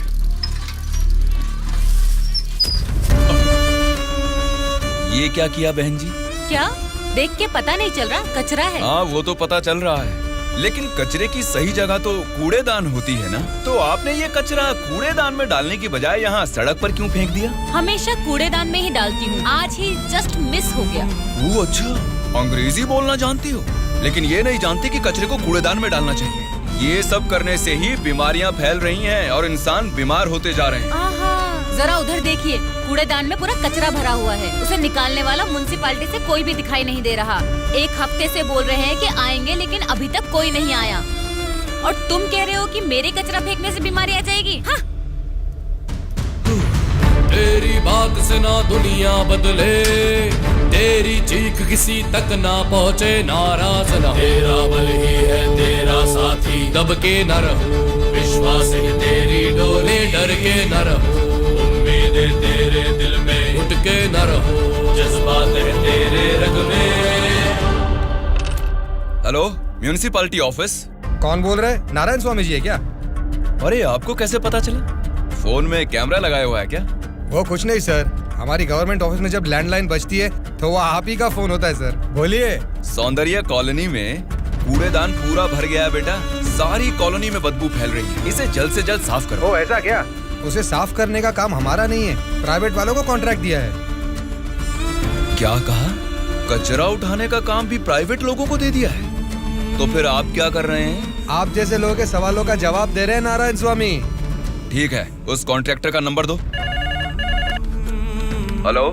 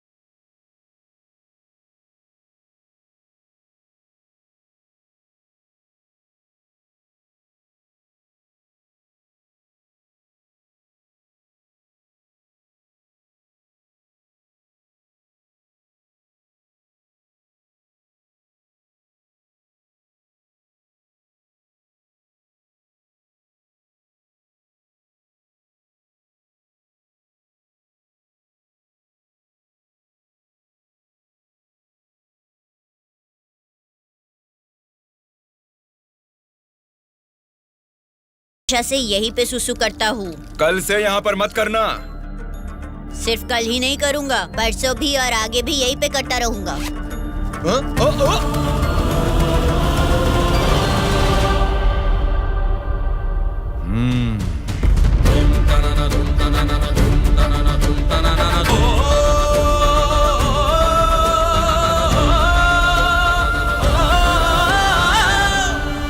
क्या हुआ? क्यों नहीं पेशाब किया? तुम अच्छे लड़के हो, इसीलिए नहीं कर पाए। ये एक बीज है। ऐसे क्या देख रहे हो? इसको फेंक दोगे तो मिट्टी में मिल जाएगा, लेकिन अगर इसे बो दोगे तो उसी मिट्टी को फाड़कर ये जल्द ही पौधा बन जाएगा। तुम इस बीज जैसे ही हो बेटा। ये बीज एक बड़ा वृक्ष बनेगा, खाने को फल देगा। अगर नहीं भी दे पाया तो कम से कम 10 लोगों को छांव देगा, बारिश लाएगा। अगर तुम इसे बो दोगे तो ये बीज बड़ा होके तुम्हारे बाद भी तुम्हारा नाम रोशन करेगा। अब इसे बोना है या फेंक देना है, तुम्हारी मर्जी है।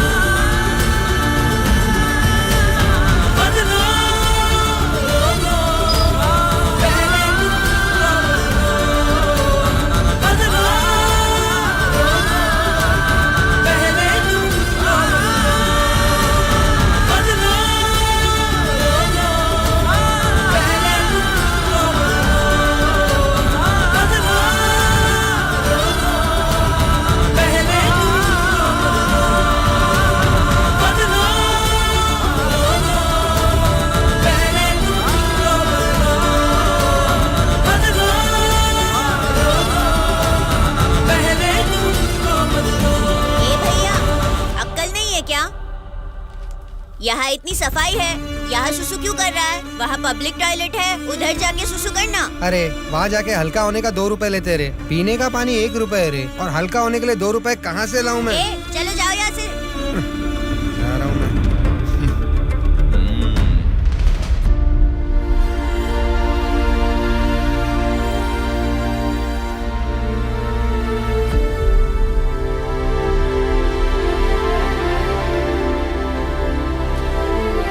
बेटा, राष्ट्रीय झंडे को उल्टा नहीं लगाते हैं, गलत बात। राष्ट्रीय झंडे को ऐसे लगाते हैं, ऊपर केसरी, नीचे हरा। चलो झंडा फहराओ। क्या सोच रहे हो? तुम्हारा बोया हुआ बीज ही नहीं, मेरा बोया हुआ बीज भी बढ़ने लगा है, जल्द ही पेड़ बन जाएगा। चलो फहराओ।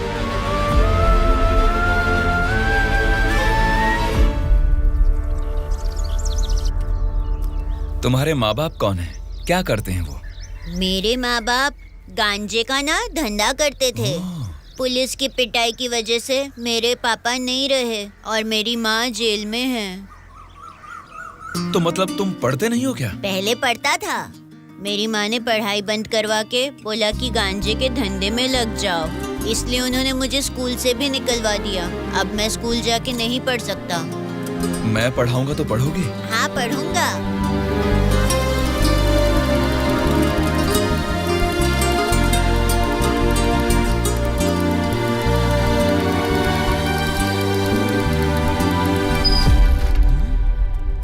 क्या कर रहे हो? स्कूल के बच्चों को दारू बेचना गलत बात है, वो भी इतने छोटे बच्चों को। 18 से कम उम्र वालों को दारू नहीं बेचनी। पता है ना तुम कानून का उल्लंघन कर रहे हो। कौन मैं? कानून की आंखों पर तो पट्टी बंदी है। पट्टी निकालो और अपने पीछे जेब में डाल दो। सिगरेट की दुकान स्कूल के बाजू में हो सकती है, मेरी वाइन शॉप नहीं हो सकती। मैंने कानूनन लाइसेंस लेके ये शॉप यहाँ खोली है। वैसे ही धंधा नहीं होने से हम परेशान हैं और तुम यहाँ आकर उपदेश देकर टाइम और धंधे की वाट लगा रहे हो। पढ़ाई करने वाले बच्चों को ही नहीं, पैसा मिलेगा तो दूध पीने वाले बच्चे को भी दारू बेचूंगा मैं, समझा तू? मेरा धंधा ही धर्म है। एक तो गलत काम कर रहे हो, ऊपर से चिल्ला रहे हो। हाँ चिल्लाऊंगा, क्या कर लेगा तू?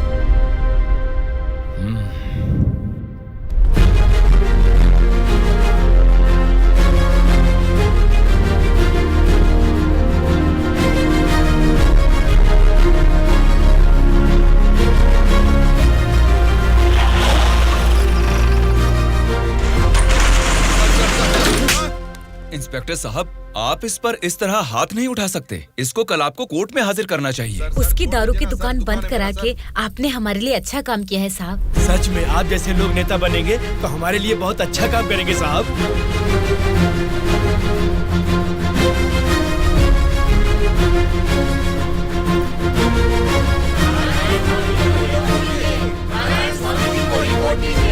उस दिन जनता ने नारायण स्वामी को बहुत अच्छी मेजॉरिटी से जिताया था। जनता से इतना प्यार पाने के बाद उनके सुख दुख जानने के लिए वो हर एक चौखट पर गए।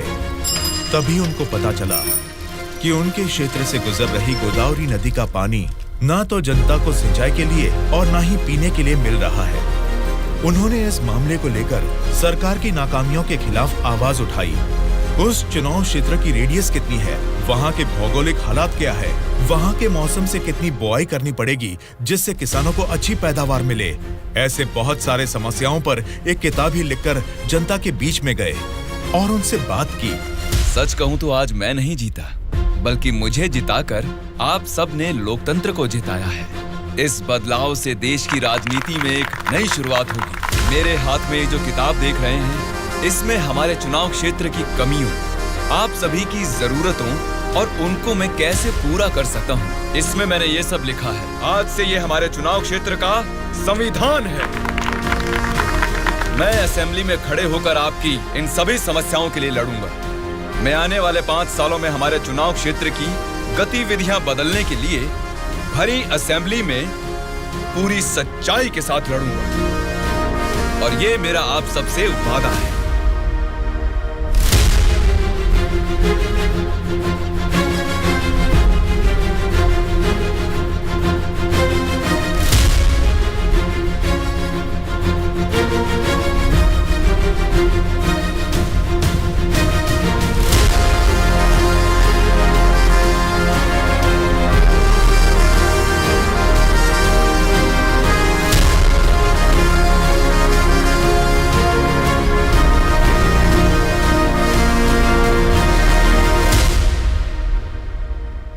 स्पीकर महोदय, ये हमारे चुनाव क्षेत्र की समस्याओं की किताब है।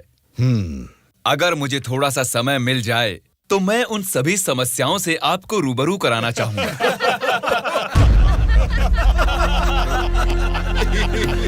अरे आप लोग हंस क्यों रहे हैं? मैंने कोई कॉमेडी की है क्या? नहीं ना, हंसना बंद कीजिए।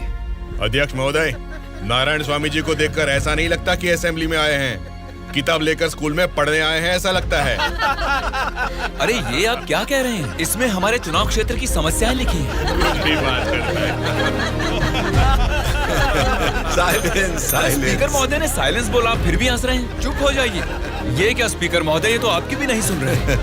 The house is adjourned. Tomorrow at 8 a.m. चलो यार, चलो।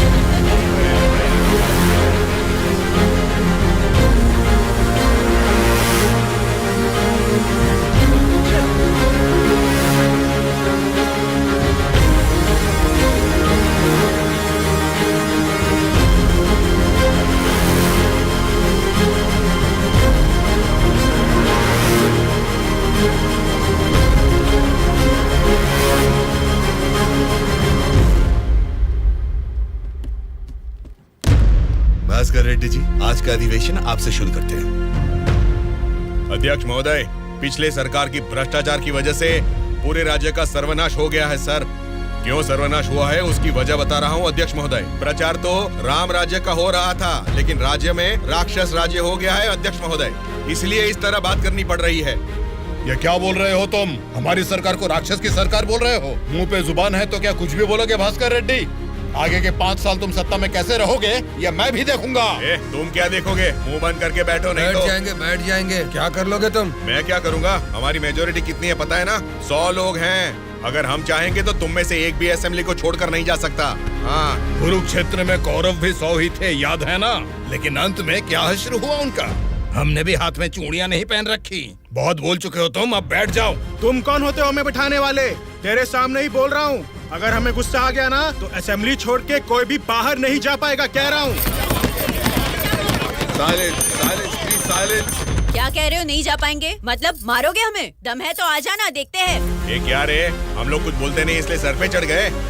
तब से तुम ही हमें उकसा रहे हो। तू हमें उकसाएगा और हम भड़केंगे भी नहीं। हम क्या घूंघट ओढ़ के बैठे हैं? हिम्मत है तो हमको रोक के दिखा। जोश देखना है तो फिर आ जाओ, इधर का इधर ही फैसला कर देते हैं। आ जाओ, आ जाओ, अरे आ जाओ, मैं तो आ जा।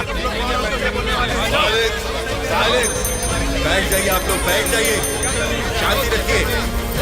भास्कर रेड्डी जी, मैंने साइलेंस बोला ना, कंट्रोल रखिए। साइलेंस, साइलेंस, आप सब लोग बैठ जाइए। Silence, silence. 1 घंटे के लिए सभा को स्थगित करता हूँ। भद्राचलम चुनाव क्षेत्र के एमएलए नारायण जी को मैं बात करने के लिए अनुमति देता हूँ। महोदय, आज इस सभा में मैं इन सभी के सामने एक बात बोलना चाहता हूँ। प्रोसीड।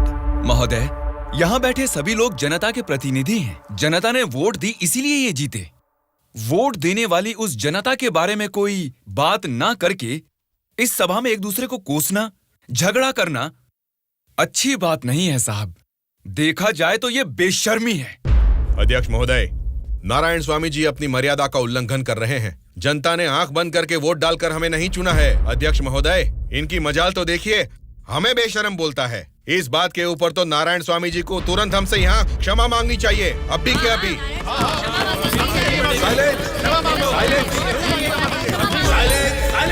भास्कर रेड्डी जी, अरे मैंने तो लोकतंत्र की बेशर्मी बोला था, आपको बेशरम नहीं बोला। देखिए, क्षमाओं और झगड़े से सभा के समय को बर्बाद करने की बजाय हमें मिलकर जनता की जरूरतों और समस्याओं के बारे में बात करनी चाहिए। मतलब हम यहाँ झगड़ा करने आए हैं क्या? हमारे मुख्यमंत्री और हमें जनता का पालन कैसे करना है तुम बताओगे? अध्यक्ष महोदय, यहाँ पर आए सारे नेताओं से नारायण स्वामी जी को क्षमा अभी के अभी मांगनी ही होगी।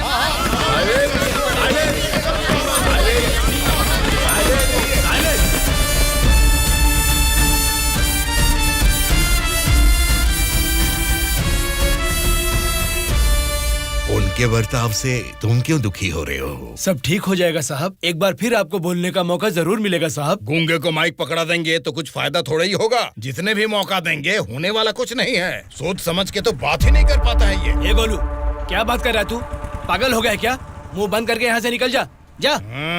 उसकी बातों का बुरा मत मानिएगा साहब। उसने कुछ भी गलत नहीं कहा सुबैया। तुम उसकी बातों में गुस्सा देख रहे हो और मैं उन बातों के पीछे छिपी वजह।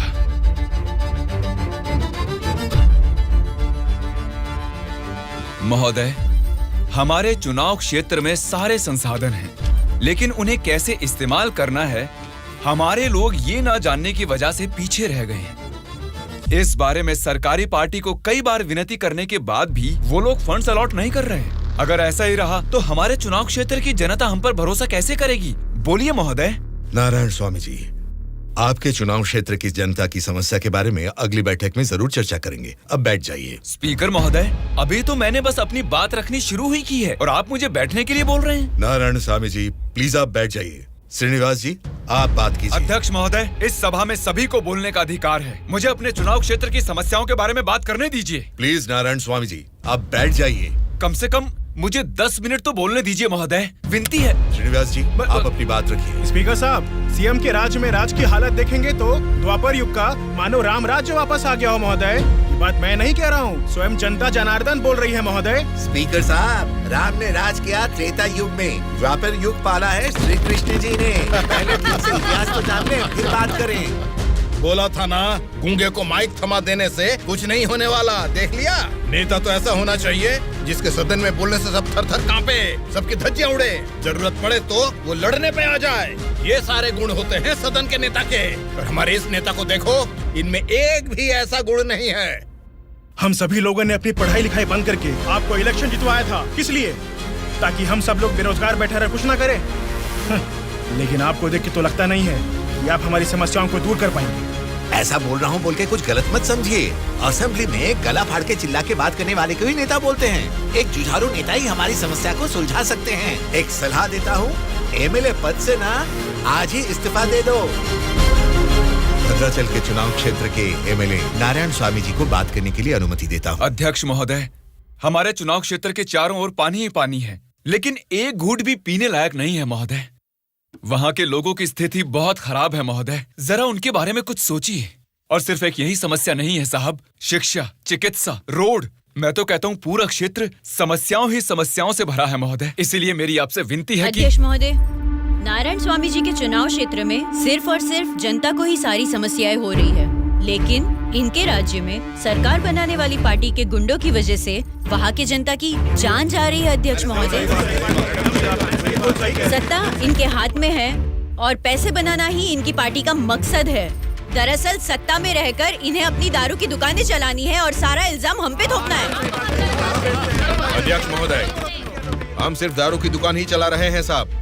ये विपक्ष के लोग जब सत्ता में थे तब सीधा ब्रोथेल हाउस ही चला रहे थे। हाँ साहब, ये सही कह रहा हूँ मैं। जरा उनको देखिए, बोलते कुछ है, करते कुछ और हैं। देखिए साहब, ये कैसी बातें कर रहा है, कितना गिरा हुआ आदमी है ये अध्यक्ष महोदय। Silence, silence. मैंने क्या गलत कह दिया अध्यक्ष महोदय? ये रमा देवी कौन है, क्या चरित्र है इनका? एक जमाने में रेड लाइट एरिया में उन्होंने क्या गुल खिलाए हैं सब जानते हैं।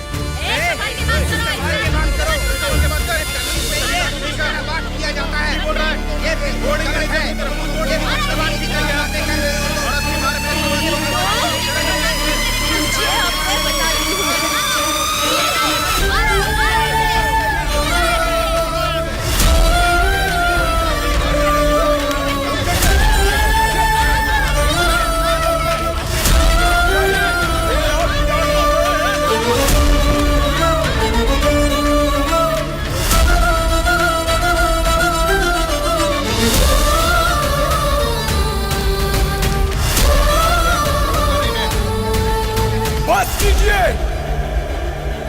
अरे ये संसद है या फिर कुरुक्षेत्र है? शर्म आनी चाहिए तुम सबको।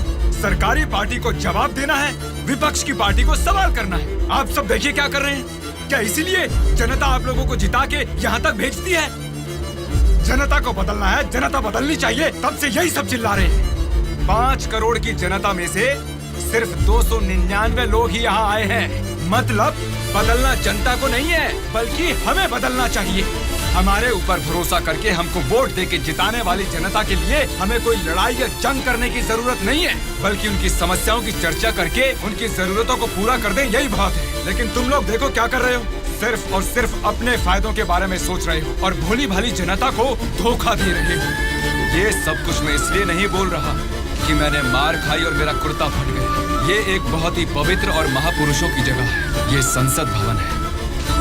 देखा जाए तो यहाँ पर आप जैसे लोगों के लिए कोई स्थान नहीं है। यहाँ पर सिर्फ साहसी, सच्चाई का साथ देने वाले ईमानदार लोग ही आने चाहिए। जब ऐसे लोग इस संसद भवन में आने शुरू होंगे, सिर्फ और सिर्फ तभी इस राज्य और देश का भला हो सकता है।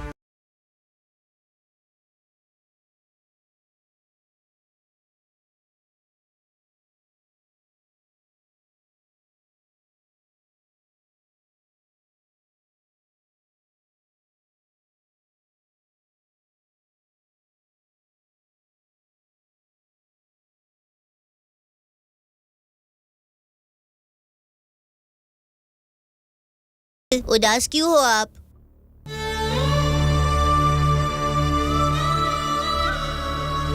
मैं हार गया।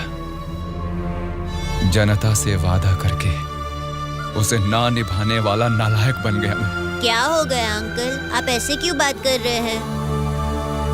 सत्ता में आते ही हम कुछ भी कर सकते हैं सोचने वाले नेताओं को बदलना होगा। जब तक ऐसा नहीं होगा हमारा यह समाज कभी नहीं बदलेगा। ऐसा है तो मैं उनको बदलूंगा अंकल। क्या कहा? तुम बदलोगे? हाँ अंकल, मैं बदलूंगा। तो ठीक है, चलो मुझसे ये वादा करो। मैं वादा करता हूँ अंकल, उन सब को मैं सच में बदल दूंगा।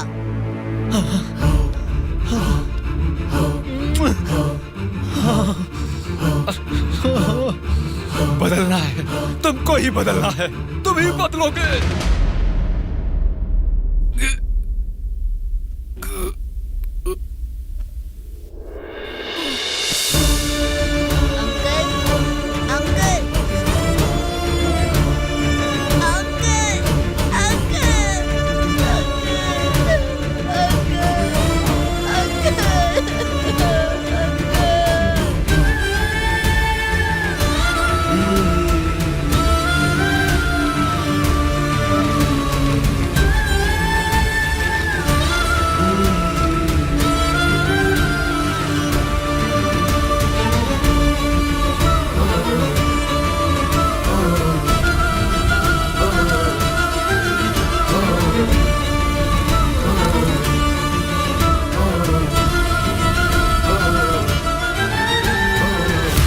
पिताजी के साथ किसी ने क्या किया, उससे हमारा क्या लेना देना? हम लोग जनता की सेवा करने वाले हैं, हमें यहाँ बुलाकर तकलीफ देना ठीक बात नहीं है। जनता की सेवा? क्या जनता की सेवा करते हैं आप लोग? एक एक करके बताइए। हर महीने बुजुर्गों को राशन मिल रहा है, और यही नहीं, अपाहिजों को हर महीने पेंशन दिया जा रहा है, बेरोजगारों को बेरोजगारी भत्ता दिया जा रहा है। इतने अच्छे काम कर रहे हैं, ये सब सेवा नहीं है क्या? जनता की सेवा करने का मतलब टाइम पर राशन का चावल और दाल देना है क्या? नहीं ना। 20 साल के लड़के को बेरोजगारी भत्ता क्यों देना? वो मेहनत नहीं करेगा क्या? 2 एकड़ जमीन वाले किसान को राशन क्यों देना? वो फसल उगा नहीं सकता क्या? आप लोगों की मेहनत करने की काबिलियत को मारकर उनकी पैदावार करने की क्षमता को बुरी तरह कुचल रहे हैं। जिस दिन आप लोग जनता को मुफ्त की चीजें देने के बजाय उनको ये बताएंगे कि मेहनत करना ही बेहतर है, उसी दिन आप लोग जनता की सच्ची सेवा कर पाएंगे सर। मतलब हम पर बिना यकीन के जनता हमको जिता रही है। आपका नाम मारुति राव है ना? हाँ हाँ। आपका चुनाव क्षेत्र रामापुरम है ना? सही कहा, रामापुरम ही है। आपके रामापुरम के बारे में आप क्या जानते हैं, थोड़ा बताएंगे सर? क्या रखा है रामापुरम में? 4 वार्ड है, 6 सरकारी अस्पताल है और 20 प्राइवेट अस्पताल है। उसके बाद 12 सिनेमा घर और 130 वाइन शॉप है। इसके अलावा अलग अलग क्षेत्र के लोग हैं, अलग अलग जात के लोग हैं और अलग अलग धर्म के लोग हैं। बाकी ओसी कास्ट तो सब कुछ मिला जुला के 1 लाख। इनके अलावा BC SC ST ये सब मिला के 2 लाख वोटर हैं। उतना ही नहीं, फिल्म डायरेक्टर सुकुमार जी और हीरोइन अंजलि जी दोनों यही पैदा हुए थे। कुंडली निकालोगे क्या? Nice information sir. उसी रामापुरम में जहाँ हजारों किसान रहते थे, अब कुछ गिनती के ही क्यों रह गए हैं सर? मुझे नहीं मालूम, किसानों के बारे में हम इतना कुछ नहीं जानते। तुम बोलो, तुम्हें मालूम है तो? रामापुरम की पूरी वोटरों की गिनती है 4,80,000। उनमें पुरुष है 2,50,000, स्त्रियां हैं 2,28,000, बाकी लोग हैं 3rd जेंडर। वहाँ बारिश और पानी की सुविधा ज्यादा होने के कारण धान और गन्ना जैसे फसलों के लिए वो जमीन अनुकूल है। अब हम प्रॉब्लम की बात करेंगे। रामापुरम मेन सेंटर में एक बड़ी डंपिंग यार्ड है, और वहाँ के रोड्स के बारे में हम आपको जितना कम बताएं उतना ही अच्छा है। ये सरकारी पार्टी की MLA है, आपकी पूछताछ सही है, लेकिन हम तो विपक्ष के हैं ना, हमें इनके साथ क्यों उठा के लाए? एक विपक्षी पार्टी होने के नाते आपको गवर्नमेंट का सपोर्ट नहीं है, लेकिन आवाज उठाने के लिए असेंबली तो है ना। समस्याओं पर वहाँ क्यों नहीं बात करते? जनता ने वोट देकर आपको असेंबली इसलिए भेजा क्योंकि उनको यकीन था कि उनकी कुछ भलाई होगी, लेकिन पेट्रोल के बढ़ते रेट की आपको परवाह नहीं, बढ़ते ब्याज की आप बात ही नहीं करते। किसानों की आत्महत्या आप लोगों के लिए कोई मुद्दा ही नहीं है। बदलना है, अपने सोचने का ढंग बदलना है, हमारे बर्ताव का तरीका बदलना है। हमें बदलने को बोल रहे हो, ठीक है, जनता की क्या बात है? वो नोट लेके वोट नहीं दे रहे क्या हमें? उनको क्या बोलोगे? पैसे लेकर वोट डालना आखिर जनता को सिखाया किसने? आप जैसे नेताओं ने ही ना। वोट पर नोट की आशा रखने वाले ही नहीं हैं, वोट का इंसाफ चाहने वाले लोग भी हैं। आप क्या करते हैं? ऑटो चलाता हूँ। तो फिर ये पोस्टर क्यों चिपकाया है? नारायण के लिए इतना भी नहीं करेंगे तो अच्छा नहीं लगेगा। ऐसा क्यों? नारायण जी से आपको इतना लगाव किस लिए? वो हमारी तकलीफों को समझता है वो सत्ता में आएगा तो बहुत लोगों को काम मिलेगा, हमारे गांव की तरक्की होगी। इतना भरोसा है? बिल्कुल भरोसा है। अगर उसने वादा कर दिया तो करके ही दिखाएगा। जब हमारे एमएलए चिनकोटा जी को अरेस्ट किया गया था, मेरे पति ने उनको छुड़ाने के लिए धरने पर पेट्रोल से खुद को जला लिया था। तो चिनकोटा जी ने क्या किया था? वे बोले थे कि सरकार में आते ही बात करके पैसा दिलाएंगे। मिला क्या? उन्होंने जबान दिया था। वादा तो वादा ही होता है ना। आपके दिए गए वादे जनता के सामने सिर्फ कहानियां बनकर रह गई हैं। कम से कम अब तो बदल जाइए। पार्टी बदलने के एजेंडा जैसे नहीं, जनता की तकदीरें बदलने वाले एजेंडा बन जाइए। अगर अब भी आप लोग नहीं सुधरोगे और ऐसा ही करते रहोगे तो यहां से कोई भी जिंदा बाहर नहीं जाएगा। सूर्या, इनको समझाने का कोई फायदा नहीं है। ये लोग ऐसे ही रहेंगे। मेरी बात मानो, सबको मार डालो। अरे रुको भाई रुको। ब्रदर, अगर आपको मारना है तो हमें मार दीजिए, लेकिन मरने से पहले हम सब बदलना चाहते हैं। हमको एक चांस तो दीजिए। इतने दिन जनता के पैसे कैसे लूटना है यही सोचते थे। अब एक मौका दे दो हमें। जनता के पैसे को जनता तक लौटाना है यही सोचेंगे। अब उस नारायण स्वामी के सपनों को हम सच करके दिखाएंगे।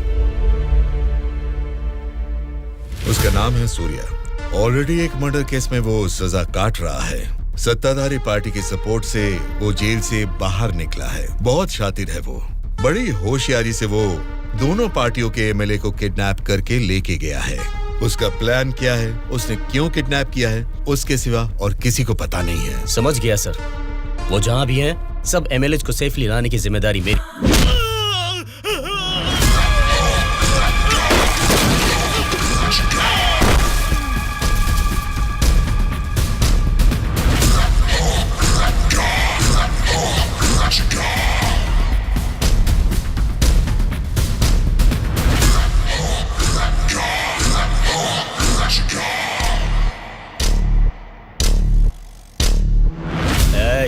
इनको मार के एमएलए को लेकर जल्दी आओ रे। कौन आता है देखता हूँ। रुक जाओ।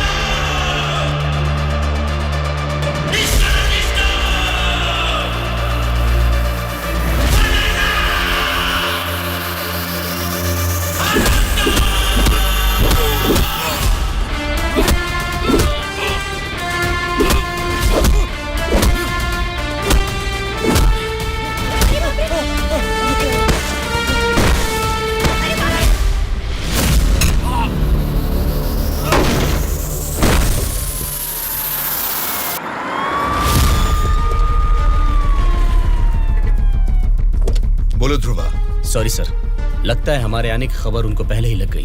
What? हाँ सर, जब तक हम पहुंचे वो सब एमएलए को लेकर यहाँ से चला गया। तो अब क्या होगा? आज शक्ति परीक्षण है। आज अगर एमएलए को नहीं ला पाएंगे तो स्टेट पे एक बड़ा इशू बन जाएगा। तुम किसी भी कीमत पर उन एमएलए को यहाँ ले आओ। Okay sir, I will try my level best.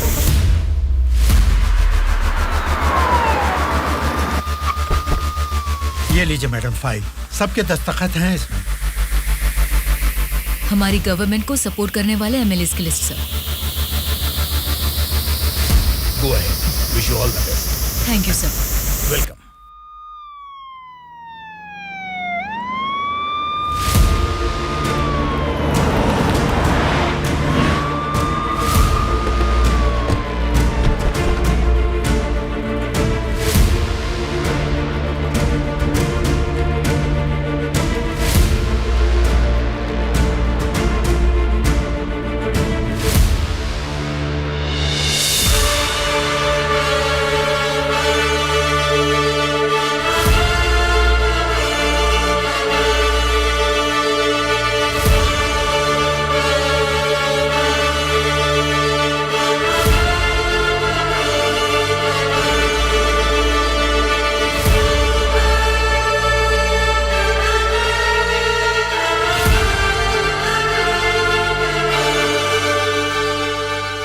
राज्य में पहली बार महिला चीफ मिनिस्टर बनने के लिए congratulations Shyamala Bharati ji. Best wishes. Thank you. एक आदमी के अच्छे काम की वजह से आज हम सभी लोग एक नई सोच के साथ इस असेंबली को देख रहे हैं। ये बात तो हमें मानना ही पड़ेगा। ये सदन पवित्र मंदिर जैसा है, इसकी गरिमा के लिए हमें सभ्य बर्ताव करना ही पड़ेगा। सबसे पहले मैं विपक्ष पार्टी से दरख्वास्त करूंगा कि उनके पास जनता की जो भी समस्याएं हैं उसका जिक्र इस सदन में करें। अध्यक्ष महोदय, असेंबली का सत्र चालू होने का आज पहला दिन है और पहले ही दिन विपक्ष पार्टी के सदस्यों को पहले बोलने का मौका देने के लिए मुख्यमंत्री जी को, स्पीकर साहब को मेरी तरफ से और मेरी पार्टी की तरफ से धन्यवाद देना चाहूंगा।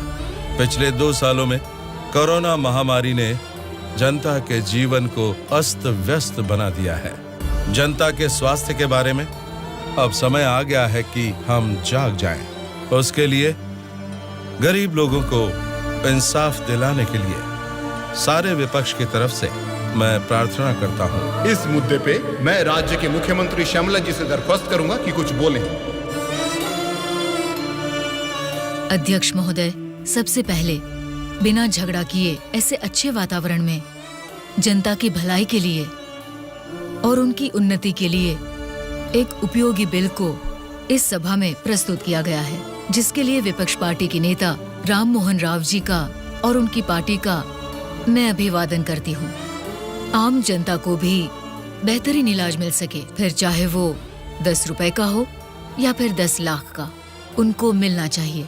इसी सोच को आगे बढ़ाते हुए आप सबके समक्ष इस फाइल पर मैं सबसे पहले दस्तखत करती हूँ।